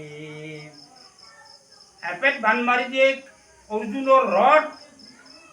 মানে কোমৰাটোক লগি সেই চাকাৰ লৈ গৈছে তাকে লগি বহাই দিছে ভীষ্মই। অৰ্জুনৰ ৰথ নচলা হৈ গেল, যেতিয়া নচলা হ'ল অৰ্জুনে এতিয়া ৰথে তোলে, ৰথ তোলাৰ চেষ্টা কৰিছে। সিফালে এতিয়া ভীষ্মই হৰ মাৰি মাৰে। তেতিয়া কৃষ্ণই এইটো আগে প্ৰতিজ্ঞা কৰিছে যে মই কোনোদিন যুদ্ধ নকৰোঁ, মই তোমাৰ লগত যুদ্ধ নকৰোঁ, যুদ্ধ নকৰোঁ, অৰ্জুনেহে যুদ্ধ কৰিব এই কথা প্ৰতিজ্ঞা কৰিছিল। গতিকে যেতিয়া দেখা হাও এতিয়া মোৰ সখী অৰ্জুনক ভীষ্মই মাৰে তেতিয়া যাই অৰ্জুনক কৈছে সখী তুমি কি কাম কৰছ এই তেতিয়াই ধাৰাধাৰ কৃষ্ণক দিহা মতে অবিৰাম হৰ মাৰছি ভীষ্মক লাগি এই হৰ হৈ যাত ফেলছি। গতিকে সেই অনুগ্ৰহ নকৰা কেনেকৈ বচি কৰা না সুদৰ্শন চক্ৰ আগত তহঁতে কৃষ্ণই বাধা দিছি তাৰ যিটো শক্তি ভীষ্মৰ যিটো শক্তিটো হৰণ কৰিছে সেইটাকে অৰ্জুনে হেৰি কৰিব পাৰিছে। নহ'লে নলৰা হয় জানা না এই হেৰিত যেতিয়া কাশী ৰাজাৰ জীয়েক অম্বা অম্বিকা আৰু অম্বালিকা এই তিনিটা ছোৱালী কাশী ৰাজাৰ জীয়েক আছিল ভীষ্মই হৰণ কৰি লৈ যায় বিচিত্ৰ বিজয় আৰু চিত্ৰাংগৰ শান্তনু ৰজাৰ পুতেক দুটাৰ তাতে বিয়া দিলা ইটা ডাঙৰটো ছোৱালী ৰহিল অম্বা অম্বাই তেতিয়া কৈছিল যে মই আপুনি মোক হৰণ কৰি লৈছে তিনিওটাকে তাহাঁত দুটা গাঁৱত তাতে বিয়া দিয়া হ'ল আৰু মোক কথাটো কি হ'ব এতিয়া মোক আপুনি গ্ৰহণ কৰক অম্বাই কৈছে সেনেকে কিন্তু অম্বাই যেতিয়া ক'লে মইতো চিৰকুমাৰ মইতো বিবাহত আবদ্ধ হ'ব নোৱাৰো কি কৰে এতিয়া লাগিল না সেই অম্বাই যে এটা শেষত ভীষ্মৰ লগত ৰাগান্বিত হৈ পৰশুৰামৰ লগ লৈছিল পৰশুৰামৰ লগত লৈ মই পৰশুৰামৰ লগত আহি ভীষ্মৰ লগত 7 দিন 7 ৰাতি যুদ্ধ শেষত পৰশুৰাম ভীষ্মৰ হাতত ঘাটি দিছিল পৰশুৰামৰ ঈশ্বৰ অৱতাৰ বিৰাট অৱতাৰ দেখছা ভীষ্মৰ ইমান পৰাক্ৰমী আনকি চাওঁ পৰশুৰামে মায়াকক আৰু চলিবলৈ কাটবা দিছিল কিন্তু জীয়েও দিছে আকৌ জানে মোক যেন টাং কাটা বুলি নাজানে এনে ঘুমটি দিয়ে উঠা বুলিহে জানে সেনেকেও কৈছিল তেওঁ সেনেকৈ জয়া কৰিছিল ৰথ বহি যোৱাৰ পাছত কৃষ্ণৰ ৰাগ উঠি একেজাপে ৰাথৰবাই নামছি আৰু চক্ৰখন আগ কৰি লৈ গৈছে আৰু অৰ্জুনক দেহাচি এখন মাৰবা এনেকৈ এখন মাৰি দিছে আৰ মোকো কাটিবাক এ বেগে জান্ত খেদি পৃথিৱী খণ্ডলৰাই অৰ্জুনে পদত ধৰন্ত ক্ৰোধত ও চলন্ত তাংকো চেৰাই মানে কৃষ্ণৰ ৰাগতে চক্ৰয়তী অতি বেগে মানে ভীষ্মৰ ওচৰ কিন্তু ওচৰ নাপতে অৰ্জুনে পাছে পাছে দাউৰি যে থাপ মাৰি ঠেঙত ধৰিছে কৃষ্ণ ধৰি মই সেনেকৈ বন্ধ কৰিছি আনকি হেৰি কৈছি ক্ৰোধত চলন্ত তাংকো চেৰাই অৰ্জুনক বাগৰে দি হ'লে পাছত দিছিল আৰ গাঁৱৰ পচৰা ও পৰিল ৰথত নেদন্ত তাহাতো মতি সখীৰ কাটৰে পালতি লপাছে অতি নিও লোকৰ পতি গাঁৱত যিখন এনেকৈ আমাৰ চেলামত লৈ আছিল সেইবিলাক পৰি গৈছিল খেয়ালে নাই কৃষ্ণৰ তাৰপিছত অৰ্জুনৰ এৰা নাই পিছা শেষত অৰ্জুনৰ মানে স্তুতি বাধ্য হৈ ফিৰি গৈছিল কৃষ্ণ আৰ অস্ত্ৰ নধৰিব এ বুলিলা আপুনি ধৰাইব বুলিল আমি নিজ অঙ্গীকাৰ চন্ন কৰি মোৰ ও প্ৰতিজ্ঞা ৰাখিলা স্বামী তে অস্ত্ৰ নধৰো বুলি কোৱা স্বত্তেও মই হে প্ৰভু তোমাক মই অস্ত্ৰ ধৰৈছোঁ সেইটো ভীষ্মৰ ভাষণ মই অস্ত্ৰ ধৰৈছোঁ তোমাৰ অংগীকাৰ মই চন্ন কৰছো মোৰ অংগীকাৰ মই ৰাখছো মই অস্ত্ৰ ধৰিহে চাৰিম আৰ আপোনাত কৰি এই ভকতৰ স্নেহ জানিল তাক সম্প্ৰতি আনন বাঞ্চ এ ঐ বন্ধু মাধৱ ও তুমি হইবা মোৰ গতি ওৰে কৈছি কি ভীষ্মই যে মোট কৰিও ভকতৰ প্ৰতি স্নেহটো বেছি অৰ্জুনৰ ভকত মোৰ স্নেহ বুলি বুজি মই যখন প্ৰতি জানবা পাৰছো ভকতৰ প্ৰতি তুমি স্নেহটো বেছি দে এই হেৰি হ'ল এই ভীষ্মই কৃষ্ণকটো জানে যে জানলাগে গোটেইখিনি তেওঁ যি ভগৱান জানছি না জানছি শুনছা না দেখো জানছে না হয়ছি নাজানছি ভীষ্মই জানছি আচ্ছা জানা সত্ত্বেও ভীষ্মে আৰু কিয় যুদ্ধ কৰে তেওঁৰ লগত ভগৱানৰ এইটো যুদ্ধটো নহয় সৰহ হৈ যায় থাকাৰহে কথা চলি আছে এইটো যুদ্ধৰ কথাটো ভীষ্মই কৃষ্ণৰ আগত এইবিলাক উক্তি দাঙি ধৰি আছে যে আপুনি তো যুদ্ধ নকৰি আপোনাক তুমি অস্ত্ৰ ধৰে যাচ্ছো মানে এয়ে হ'ল দেচোন এই আগতে কিয় ধৰলা তেওঁ জানা নাছিল নেকি খাই ভীষ্মই জানা নাছিল নেকি কৃষ্ণক বুজি পোৱা নাই মই কি কৈছোঁ তই যিটো কৈছা বুজি পাইছোঁ অঁ আগতে ধৰাৰ কথা কোৱা নাই তাৰমানে কি গম পাইছা না যুদ্ধ ক্ষেত্ৰত যেতিয়া ভীষ্ম আৰু অৰ্জুনৰ যুদ্ধ ক্ষেত্ৰত সন্মুখৰ ৰণ হ'ল কৃষ্ণইতো ৰথৰ সাৰথি অৰ্জুনৰ ভীষ্মই কৈছিল যে মই অৰ্জুনৰ লগত যুদ্ধ কৰিম আপুনি কিন্তু অৰ্জুনক সহায় নকৰিব হ'ব মই অৰ্জুনক মই সহায় নকৰোঁ মই অৰ্জুনৰ লগত যুদ্ধ কৰিলে মই অৰ্জুনক কোনো সহায় নকৰোঁ আৰু মই কোনো যুদ্ধ নকৰোঁ হয়তো আপুনি যুদ্ধ নকৰেতো বান্ধি লৈছি ভীষ্মই নকৰেতো নকৰোঁ আপোনাক মই যুদ্ধ কৰিহে ৰম ভীষ্মই অৰ্জুনক কৃষ্ণক কৈছে যুদ্ধ কৰিব লাগিব এই যুদ্ধক্ষেত্ৰৰ স্থলত আপোনাক মই যুদ্ধ কৰিহে এৰিম আপুনি মোৰ কৃষ্ণই নকৰাকৈ এৰিম ইমান শক্তিশালী ভীষ্ম অৰ্জুনক কৃষ্ণ সেনেকৈ কৈছিল যেতিয়া ৰথ বহি গ'ল কৃষ্ণৰ অৰ্জুনৰ উপায় নোহোৱা হ'ল তেতিয়া ভীষ্মইটো মাৰিব অৰ্জুনক সেইটো কৃষ্ণ জানে কি কৰে এই তেতিয়া চক্ৰখন বোলে খেদা মাৰি গৈছিল চক্ৰ হ'ল তেওঁৰ যুদ্ধৰ সঁজুলি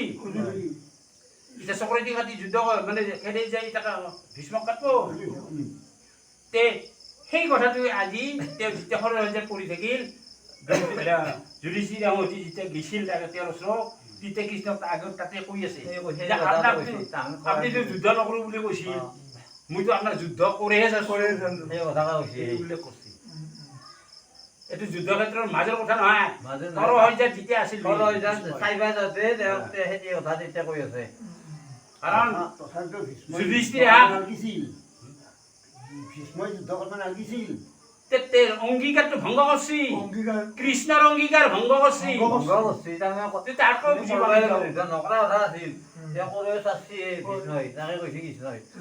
ভক্ত কাহিনী ডাঙৰ চাও ইতা ভক্ত কেনেকে ডাঙৰ ভীষ্ম সদায় কৃষ্ণকে মানে কৃষ্ণকে ভাবে কৃষ্ণৰে কথা কিন্তু এই ভক্তই শেষত কৃষ্ণক যুদ্ধ কৰেহে চাইছি কৃষ্ণই কৈছি মই যুদ্ধ নকৰোঁ নহয় মই যুদ্ধ কৰেহে চাইছি দেখছ না ইমান শক্তিশালী ভীষ্ম তাৰমানে পৰম ভক্তৰ কাৰণে মানবা বাধ্য হৈ গৈছে যুদ্ধ কৰে যাচ্ছে কৃষ্ণ ভীষ্ম সহজ বস্তু নহয় ভীষ্ম আৰু গংগাৰ পুত্ৰ আদি নামটো দেৱব্ৰত ভীষণ প্ৰতিজ্ঞা বিয়া নকৰাৰ ইয়াৰ কাৰণে তেওঁৰ নাম ভীষ্ম হৈছে ৰাজা নহৰ কাৰণে আচ্ছা সেইকাৰণে ভীষ্ম হ'ল নেকি নামটো সেইটো কাৰণ ভীষণ প্ৰতিজ্ঞা এটা নহ'ল শেষত ভীষ্ম কি কৈছে চাব ভীষ্মই আনন্দ অবাঞ্চ ঐ বন্ধু মাধৱ তুমি হইবা মোৰ গতি আন কোনো নাগাঞ্চে তুমিয়ে মোৰ গতি গতিকে শেষত যে কৃষ্ণৰ তাতে বিলীন হ'ব কাৰিকৰ হৈ থাকো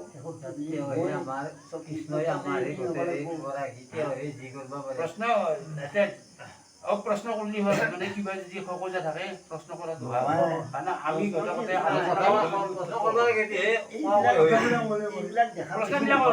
প্ৰশ্ন হ'লে আমাৰ কি হয় বস্তুটো এটা হ'ল সংশোধন আৰু এটা জ্ঞান বাঢ়ে আৰু তাৰ উচিত কথাটো বুজি পোৱা হয় আৰু জানিব পৰা যায় দেখা পাইছোঁ নিজে ক'ব নোৱাৰিলে আনৰ আমাৰ গ্ৰুপ আছে নহয় তাতে শুনি হ'লেও আনি যুদ্ধখনে কৰিব নালাগিছিল মই সেইটো ভাবোঁতে কৈছোঁ কথাটো যুদ্ধখনে কৰিব নালাগিছিল সি ভগৱান বুলি জানে যে ভগৱানক কাই পাৰিব হয় না ভীষ্মই নোৱাৰে কৃষ্ণই দিয়াৰ প্ৰতিজ্ঞা কৰিছে মই যুদ্ধ নকৰোঁ সেই প্ৰতিজ্ঞা ভীষ্মই কৰিছে প্ৰতিজ্ঞা ভংগ কৰিছে নহয় চক্ৰ লৈ গৈছে এক হাতে সাত এই বাড়ি আউৰ হাতে ধৰি আসা বাঘ জৰি অযোগ্য কৰ্মক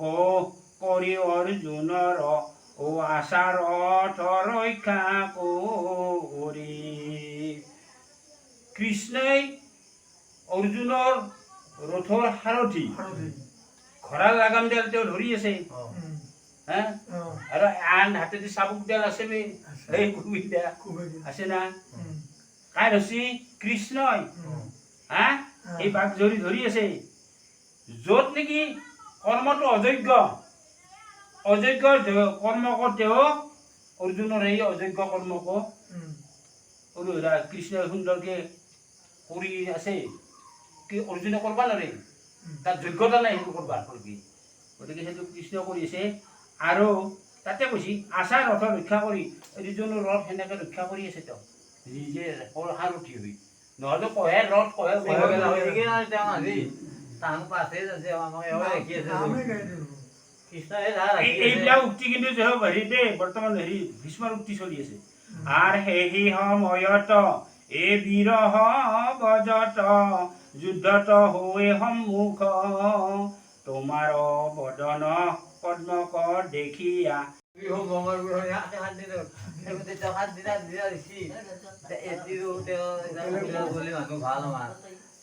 অৰুণ চৰণ আর পাইলা পারি খদি এ তনুতা বৈক্ষণে মিলিল ব্রহ্ম সম্প্রতি দেবহিতে অবেও দেখিলা ও ভীষ্মে পাইলা মহাগতি মৃত্যুবরণ করে পারি খদি তনু পালা তৎক্ষণাৎ আৰু পৰম ব্ৰহ্ম গতি পালা ইমান এইবিলাক কথা চব দেৱ সিদ্ধ ঋষিবিলাকে দেখা পাইছিল এই ভীষ্মইটো মহাগতি পাই গেলে কথা এইবিলাকে দেখা পাইছিল আর দেবহিত আর ভৈলন্ত সমস্ত ও সমাজে তবধ নাহি কাৰ মাত বোল আকাশৰ পৰা পৰৈ পুষ্প বৃষ্টি ও দুন্দবী হবদৰ আচ্ছা তাতে সমাজত থকা সকল ব্যক্তিবিলাকে তবত মানি গৈছিল আৰু মাত বোল নাই আকাশৰ পৰা সেই সময়ত গ'লে পুষ্প বৃষ্টি হৈছিল আৰু দুন্দুভীৰ শব্দ হৈছিল আৰু ধন্য ধন্য ভীষ্ম এই প্ৰশংসা কৰিল যতেক সাধু সমাজ কৃষ্ণৰ পৰম মহিমা দেখিয়া ও আশ্চৰ্য সমষ্টি ৰাজ গতিকে তাতে থকাবিলাক সকলোকে ভীষ্মক ধন্য দিছিল ধন্য ধন্য বুলি প্ৰশংসা কৰিছিল সাধু সমাজবিলাকে আৰু কৃষ্ণৰ যি মহিমা এই কৃষ্ণৰ মহিমাটো দেখি সকলোৱে আশ্চৰ্য মানিছিল বাপৰে কি মহিমা আর নিজ আশ্রমক এ চলি গইল হবে দেখিয়া আশ্চর্য তথা প্রথম স্কন্ধর নব অধ্যায়ৰ ও এহি মানে গইল কথা সকলোবিলাকে তাৰপিছত নিজৰ নিজৰ আশ্ৰমক চলি গেল এতিয়া আমাৰ প্ৰথম স্কন্ধৰ কথাটো শেষ হ'ল নৱম অধ্যায়ৰ কথাটো অলপ ছবি চেণ্টাৰত দিছে দেই এৰে লৰি শেষ এটা ছবি আমাৰ কেইটা থাকে হে ভাগৱতত সুৰ কেইটা থাকে ভাগৱতৰ সুৰ কেইটা থাকে সুৰ মানে ছবি চন্দ্ৰৰ সুৰ দুলৰিৰ সুৰ পদৰ সুৰ লেচাৰীৰ সুৰ ঝুমুৰিৰ সুৰ বাৰটা স্কন্ধ মই এতিয়া সুধিলো মহেন্দ্ৰ বাৰটা স্কন্ধ কিন্তু 10টা এচোন চোৰ চাতুৰি হীৰা এনেকৈ চিংগাৰ কিবা কাৰণে এনেকৈ আছে কীৰ্তনৰ আছে নামঘোষাৰ 5টা 4টা সুৰ কিন্তু এতিয়া তেওঁ কৈছে যে প্ৰথম আৰু দ্বিতীয়টোত স্কন্ধৰ সুৰ নাই আচ্ছা ভাগৱত খেন আমি সদায় পঢ়ি আছো ভাগৱত খেলত কেইটা লক্ষণ সন্নিবিষ্ট হৈ আছে ভাগৱত খেলত কেইটা লক্ষণ সন্নিবিষ্ট হৈ আছে লক্ষণ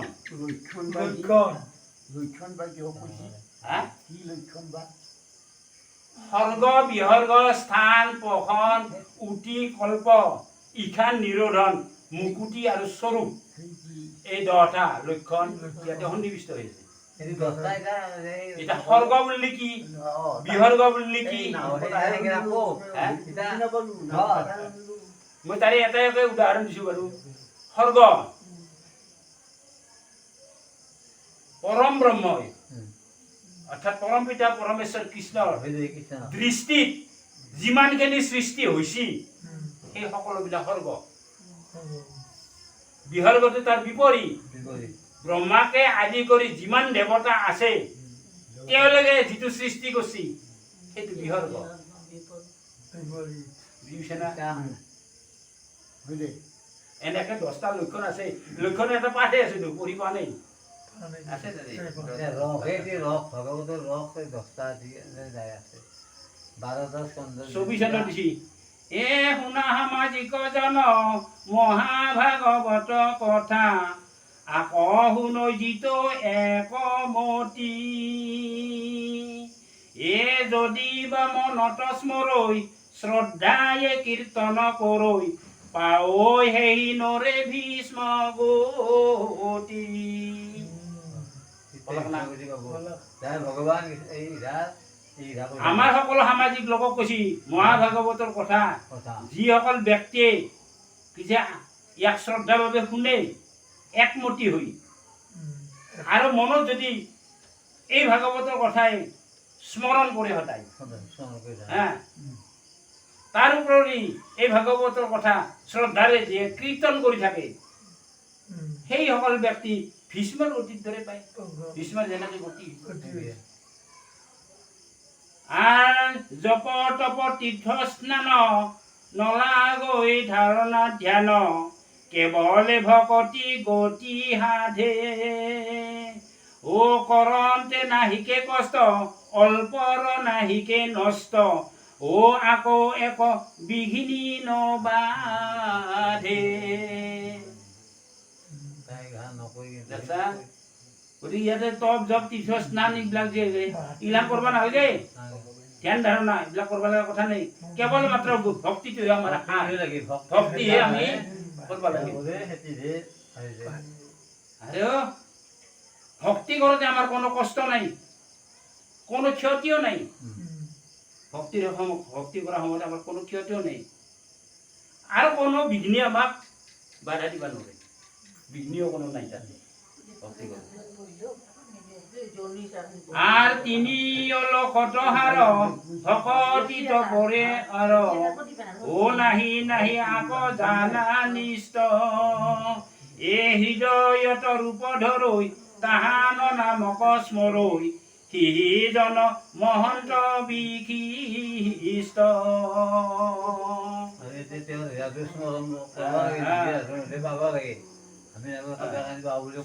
তিনি অলকতে হার তেওঁ ভক্তিত বাহিৰে তেওঁক অন্য আমি নাপাওঁ হা নাহি নাহি আকৌ জানা নিশ্চয় মানে আমি ভক্তিত বাহিৰে অন্য কোনো বুদ্ধি নাপাওঁ ভক্তি দিয়ে তেওঁক পাম গতিকে হৃদয়ত তেওঁ ৰূপটো আমাৰ ধৰবা উচিত ৰূপটো ধৰিব তেওঁৰ নামে স্মৰণ কৰিব উচিত আৰু সেইজনে হয় বিশেষ মানে মহা মহা মহন্ত বিশিষ্ট মহন্ত হৈ যায় আর আশোক মনুষ্য আন দেবে তীৰ্থে কৰি মন মান ভকতৰ ফুৰৈ পাছে পাছে এ ত্ৰলৈকত নহি নাহি হৰি জ্ঞানিত কৰ্মিত কৰি ভকতেহে শ্ৰেষ্ঠ হইয়া আছে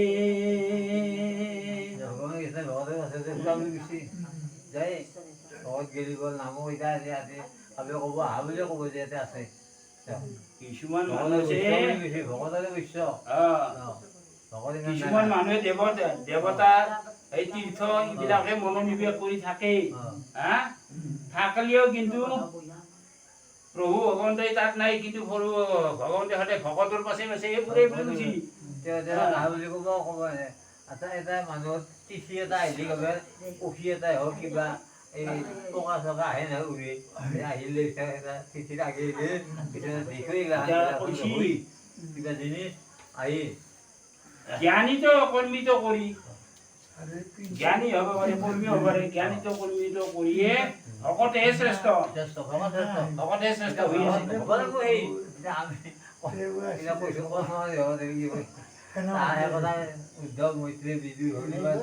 প্ৰশ্নটো ক'ত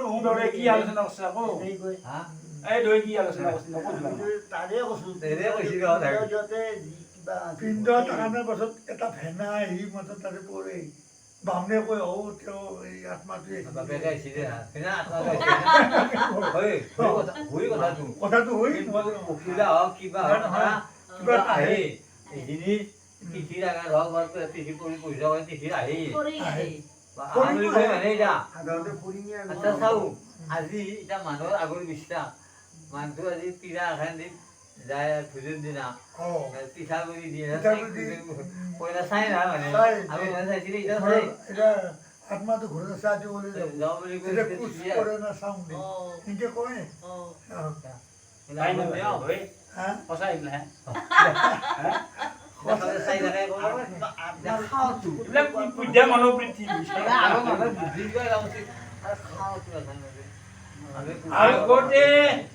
আগতে মানুহবিলাকক পলিঅ' বোলা কথা তথাপি কম এই আমাৰ বিশেষ কৰি ক্ষুদ্ৰ জাতিটো আটাইতকৈ অধম পামৰ আছিল জ্ঞানশূন্য আছিল এই পুৰোহিতকে দিয়া এই পুৰোহিতে যি দিয়া দিয়ে সেয়ে কৰিছিল গয়ালে আমাক ভালকে কমপ্লিকেট এই ভাগৱত বান্ধি থৈ দিবা দিয়ে বান্ধি থৈ দিবি তো চাবা লাগে এতিয়াও আমাদের তেওঁলোকে গোবিন্দৰ গাঁও আছে তাও শাস্ত্ৰ কোনোদিন নপঢ়ে আৰু তাও এই শাস্ত্ৰ পঢ়িলি তাৰ ভাত মৰিল নাই তা এই পৰা চাল এই আমাৰ ভাত মৰিল তা ইটা চাবি উঠিব নোৱাৰে গৰু এটা ৰাণত দিব লাগে অথনি আবে দিছি কামে নেছি আমি এই গৰুটো দিয়াৰ লেংগৰত বৈতৰণি পাৰ হয় আৰু গৰু নেৰা তোৰ কিহত পাৰ হ'ব টাকা লাগি ধৰি যাব কি হ'ব খেলা তামিলা বুজি বুজি গয় মানুহটো মৰি গৈছে বিছনাখনত দিবা দি পালে আরে তুই গেলি ওইরে তো এনে দেখাচ্ছি মানে জনা জনা কাটি ফুল কটামান মিললি অলপ ভাল দেখি এক ঈশ্বৰ একান্ত মতি দিতে এই মূৰ্তিটো খাই পইচা আনে আর হেন জানি চিন্তাহিত কৃষ্ণত অর্পিয়াসিত কৃষ্ণে হে করিবে ভয়ে ত্রাণ ও জীবন বিজুলিকাই অথির মনুষ্যকাই ও কৈত কেতিখনে পরৈ প্রাণ আচ্ছা আমাক যে আমি চাইছো এইবিলাক চব জানি আছো হেন জানি চিন্তাহিত নিজৰ হিত চিন্তাৰ অৰ্থে কি কৰিব পাৰিছে কৃষ্ণত অৰ্পণা কৰিব পাৰিছে চব চিত্তটো কৃষ্ণত অৰ্পণ কৰিব পাৰিছে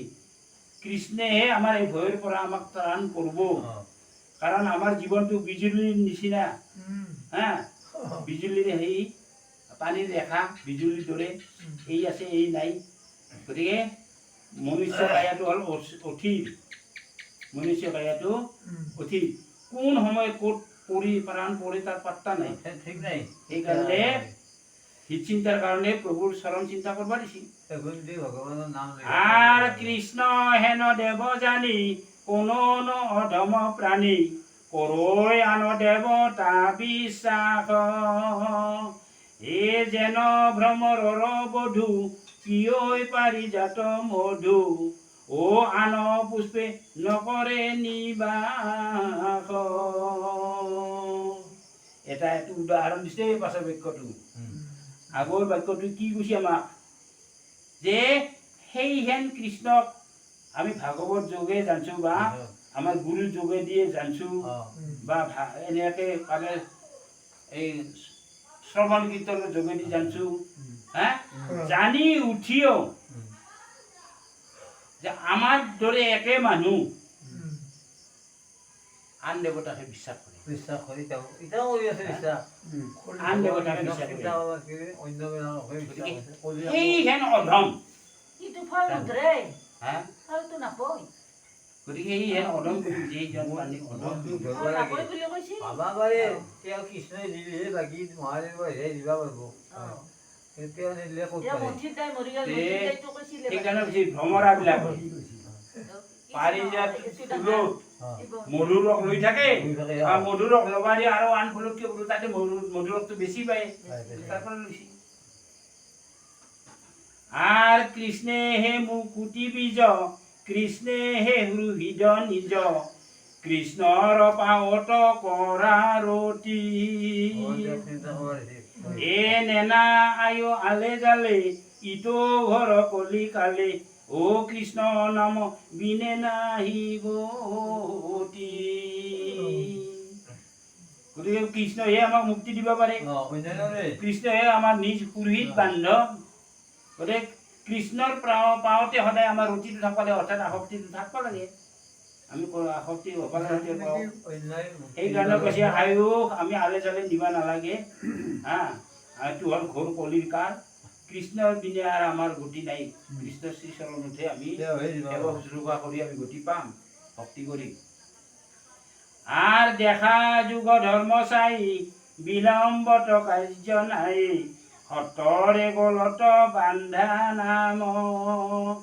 এ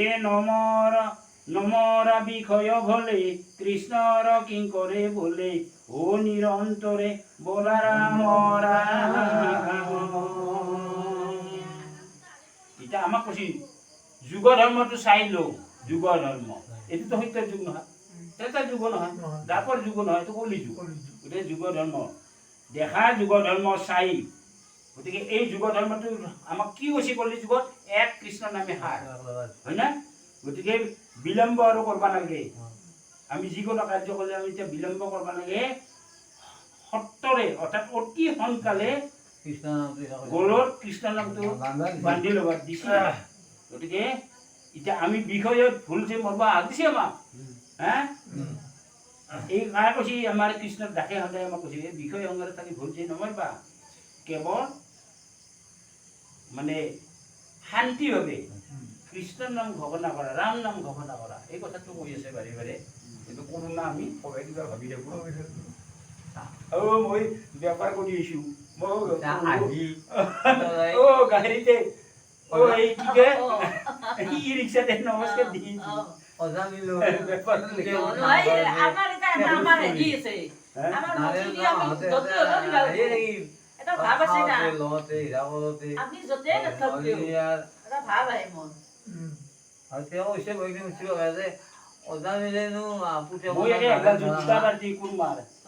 নতুন কুৰমা তাহোঁ দুটা আহিছি আমাৰ খুৰাতে তাহোঁ সেনেকৈ দুটা আহিছি আকৌ থিয়া দি কৈছোঁ মোৰ ৰবিবাৰ সময় নাই মানে ঘৰত থকা মানুহৰ আলাপ আলোচনা কৰি মই আহিলোঁ উপায় নাই হেৰি আমাৰ এই নতুন কইনাটোৰ দাদাক কৈছি অ' বাবা মোৰ আজি কথা ক'বৰ সময় নাই এনেকৈ কৈছোঁ নামেনো কথা কলে উপায় নাই উপায় নাই মই এতিয়া ৰখি আছোঁ চকুত মই চেয়াৰত বহি আছোঁ আহিব আহিব মই বোলো আহোঁ ঘেৰাই মোক মাত নাথাকে সঁচা আমি বহি আছোঁ শ্ৰীকৃষ্ণ দ্বাৰকা গমন শ্ৰীকৃষ্ণ দ্বাৰকা কিয় গেল হা শ্ৰীকৃষ্ণ দ্বাৰকা কিয় গেল শ্ৰীকৃষ্ণই শ্ৰীকৃষ্ণই দ্বাৰকা কিয় দিছিল যদি জন্ম কৰিছিল জন্ম হৈছিল তাতে ক'ৰ পৰা গেল শ্ৰীকৃষ্ণই দ্বাৰকা ক'ৰ পৰা গেল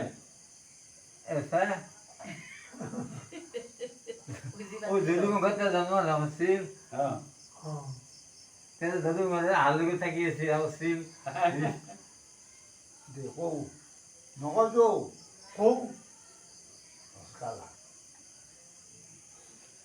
এতিয়া তাৰমানে শ্ৰীকৃষ্ণ এতে কি হৈছে পাণ্ডৱ হাত তাতে আছিল না আছিল দেখোন পাণ্ডৱ হাত তাতে থাকি যুদ্ধ সাং কৰলাক না শেষ কৰলাক না এতিয়া তেওঁ তাতে থাকো না তেওঁ 125 বছৰৰ কাৰণে মৰি টকাইছি এই 125 বছৰত যিখিনি লোকৰ কল্যাণৰ অৰ্থে কৰ্ম কৰিব লাগে সেই কৰ্মখিনি কৰাৰ কাৰণে তেওঁ অৱতাৰখিনি লৈ আহিছি তাকো শ্ৰীকৃষ্ণ মানৱীয় আকাৰ শ্ৰী মানে আকাৰত আহিছি মনুষ্য আকাৰত আহিছি এতিয়া এই 125 বছৰ কাৰ্য সিদ্ধি কৰিব লাগিব দেখ আনফালে গোকুলত থাকি তেওঁ গোকুলবাসীৰ কাৰ্য কিছুমান সিদ্ধি কৰলাক আৰু তেওঁ গোকুলত থকাৰ কাৰণ এটা থাকিল সত্যতা ৰক্ষা হা সত্যতা ৰক্ষাটো কৰি আহিছে তেওঁ গোকুলত থাকি কাৰণ এখন দৈৱবাণী কংসৰ দৈৱবাণীত অষ্টম পুত্ৰ মাৰবাই ল'ব কংসৰ তাৰ কাৰণে তেওঁ পলাই থাকব লগা অৱস্থা হ'ল আৰু সিফালে ধৰাৰ দ্ৰোণ বসুৰ বড়োত পৰজন্মত তেওঁলোকে কাই হ'ল কি কয় নন্দ আৰু যশোদা হ'ল নন্দ যশোদাৰ ওলাইছে তাহাৰ গৃহত কৃষ্ণৰ ওপৰত থাকিব লগা হ'ল তাহাক সেই কৃষ্ণৰ ওপৰত পুত্ৰ লাগে পালা ওলাইছৰ কাৰণে আনফালে ৰাধাই শ্ৰীৰামৰ লগত হাপাহাপি হৈ মইতো আহিব লগা হ'ল ৰাধাইও কৈছে মই প্ৰভু মইতো থাকোঁ দে আপোনাকতো লগ নাপাওঁ ভুক ভুককৈ ধান কান্দবা ধৰলা কৃষ্ণ কৈছে মোৰ বন্ধুক জক এতিয়া সাপ পাইছে না মোক হাঁহেতো কয় তাৰে পাছত লাহে ৰবি ৰবা তুমি ঠাণ্ডা হ'ব মই মুক্তত যাই আছোঁ যাওঁ তুমি চিন্তা নকৰবা এই বৃন্দাবনত সকলোৰে বৃন্দাবনত দুয়োটাই তাতে লগ এই সত্যতা ৰক্ষাৰ কাৰণে গৈছিল তাৰে পাছত তেওঁ এই পঞ্চবন্ধৱত তাকে আহিল কেনেকৈ আহিল অৰ্জুনৰ সখী হ'ল নহয় সখী মই সেনেকৈ আহি মই তালৈ যুদ্ধ সামৰণি কৰলা সামৰণি কৰাৰ পাছত তেওঁৰ মনত খেললা সেই মোৰতো হেৰিত যাব লাগে দ্বাৰকত যাব লাগে এইটো কৈছে দ্বাৰকত যাব লাগে গতিকে যুদ্ধটো শেষ কৰি দিলোঁ হা এতিয়া দ্বাৰকত যাব লাগে এইখন দ্বাৰকত যাব এটি খেতি দিছে নেকি 20 বছৰ মানে আছিল থাকে 120-25 বছৰ বাঢ়ি গৈছে তাৰমানে তেওঁৰ বংশটো মাৰিহে যোৱা কথা দেৱতাসকলে ব্ৰহ্মা হিৰাং আহি সুধি আছে নহয় যে আমাৰ ওচৰত নাহে আমি আৰু অলপ আবেদন কৰি আছে তাকে যাব লাগে যাব লাগে কিন্তু তাহো যাবা কৈছে কিন্তু তেওঁ নাযাওঁ মই এই বংশটো নোহোৱা কৰিহে যাম মোৰ নিজৰ বংশটো ইটা কৃষ্ণই অৱতাৰত মৰিতত আছে সঁচা বাকী কৃষ্ণ নাই নেকি সকলোহে আছে এতিয়া অৱতাৰতহে আছে বাকী সকলোতে আছে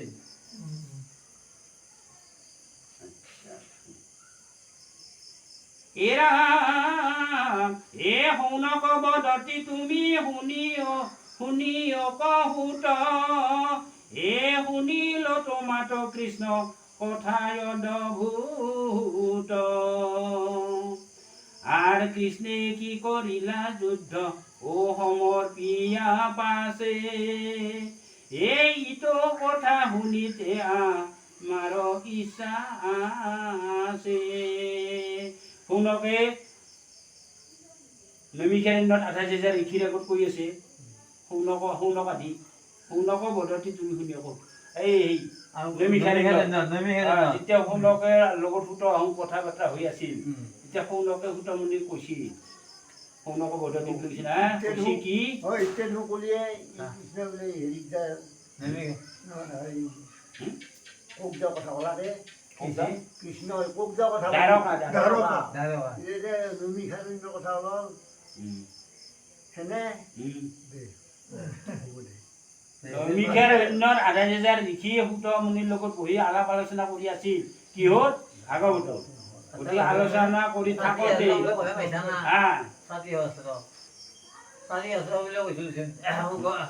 পৰীক্ষিত ৰখতে তাৰপিছত ভাবি গুচি গ'ল এওঁ পইচা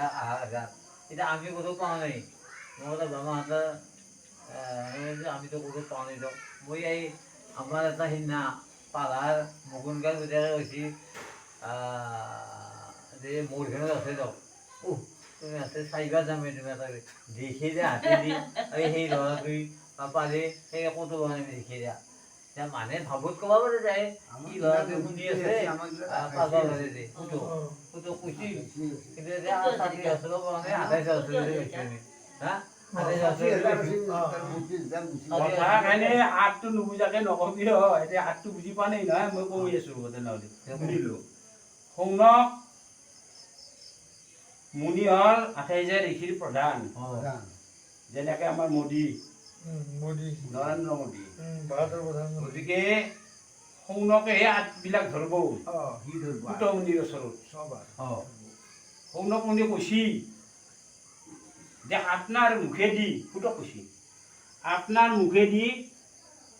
এইটো শুনিল টমাটো কৃষ্ণ কথা অদ্ভুত যে আপনার মুখেদি কৃষ্ণৰ কথা অদ্ভুত অদ্ভুত অদ্ভুত কথাবিলাক কৃষ্ণৰ শুনলো শুনলো হ্যাঁ এইকেইটি শুনছি শুনা বুলি কৈছি তাৰপিছত কৃষ্ণে কি কৰিলা যুদ্ধ সময়ৰ পিয়া আছে যুদ্ধ শেষ কৰলা শেষ কৰাৰ পাছত কৃষ্ণই কি কৰলা কি কৰলা প্ৰশ্ন শুনক উত্তৰ ওপৰত তাৰে পাছত কৈছি ইটো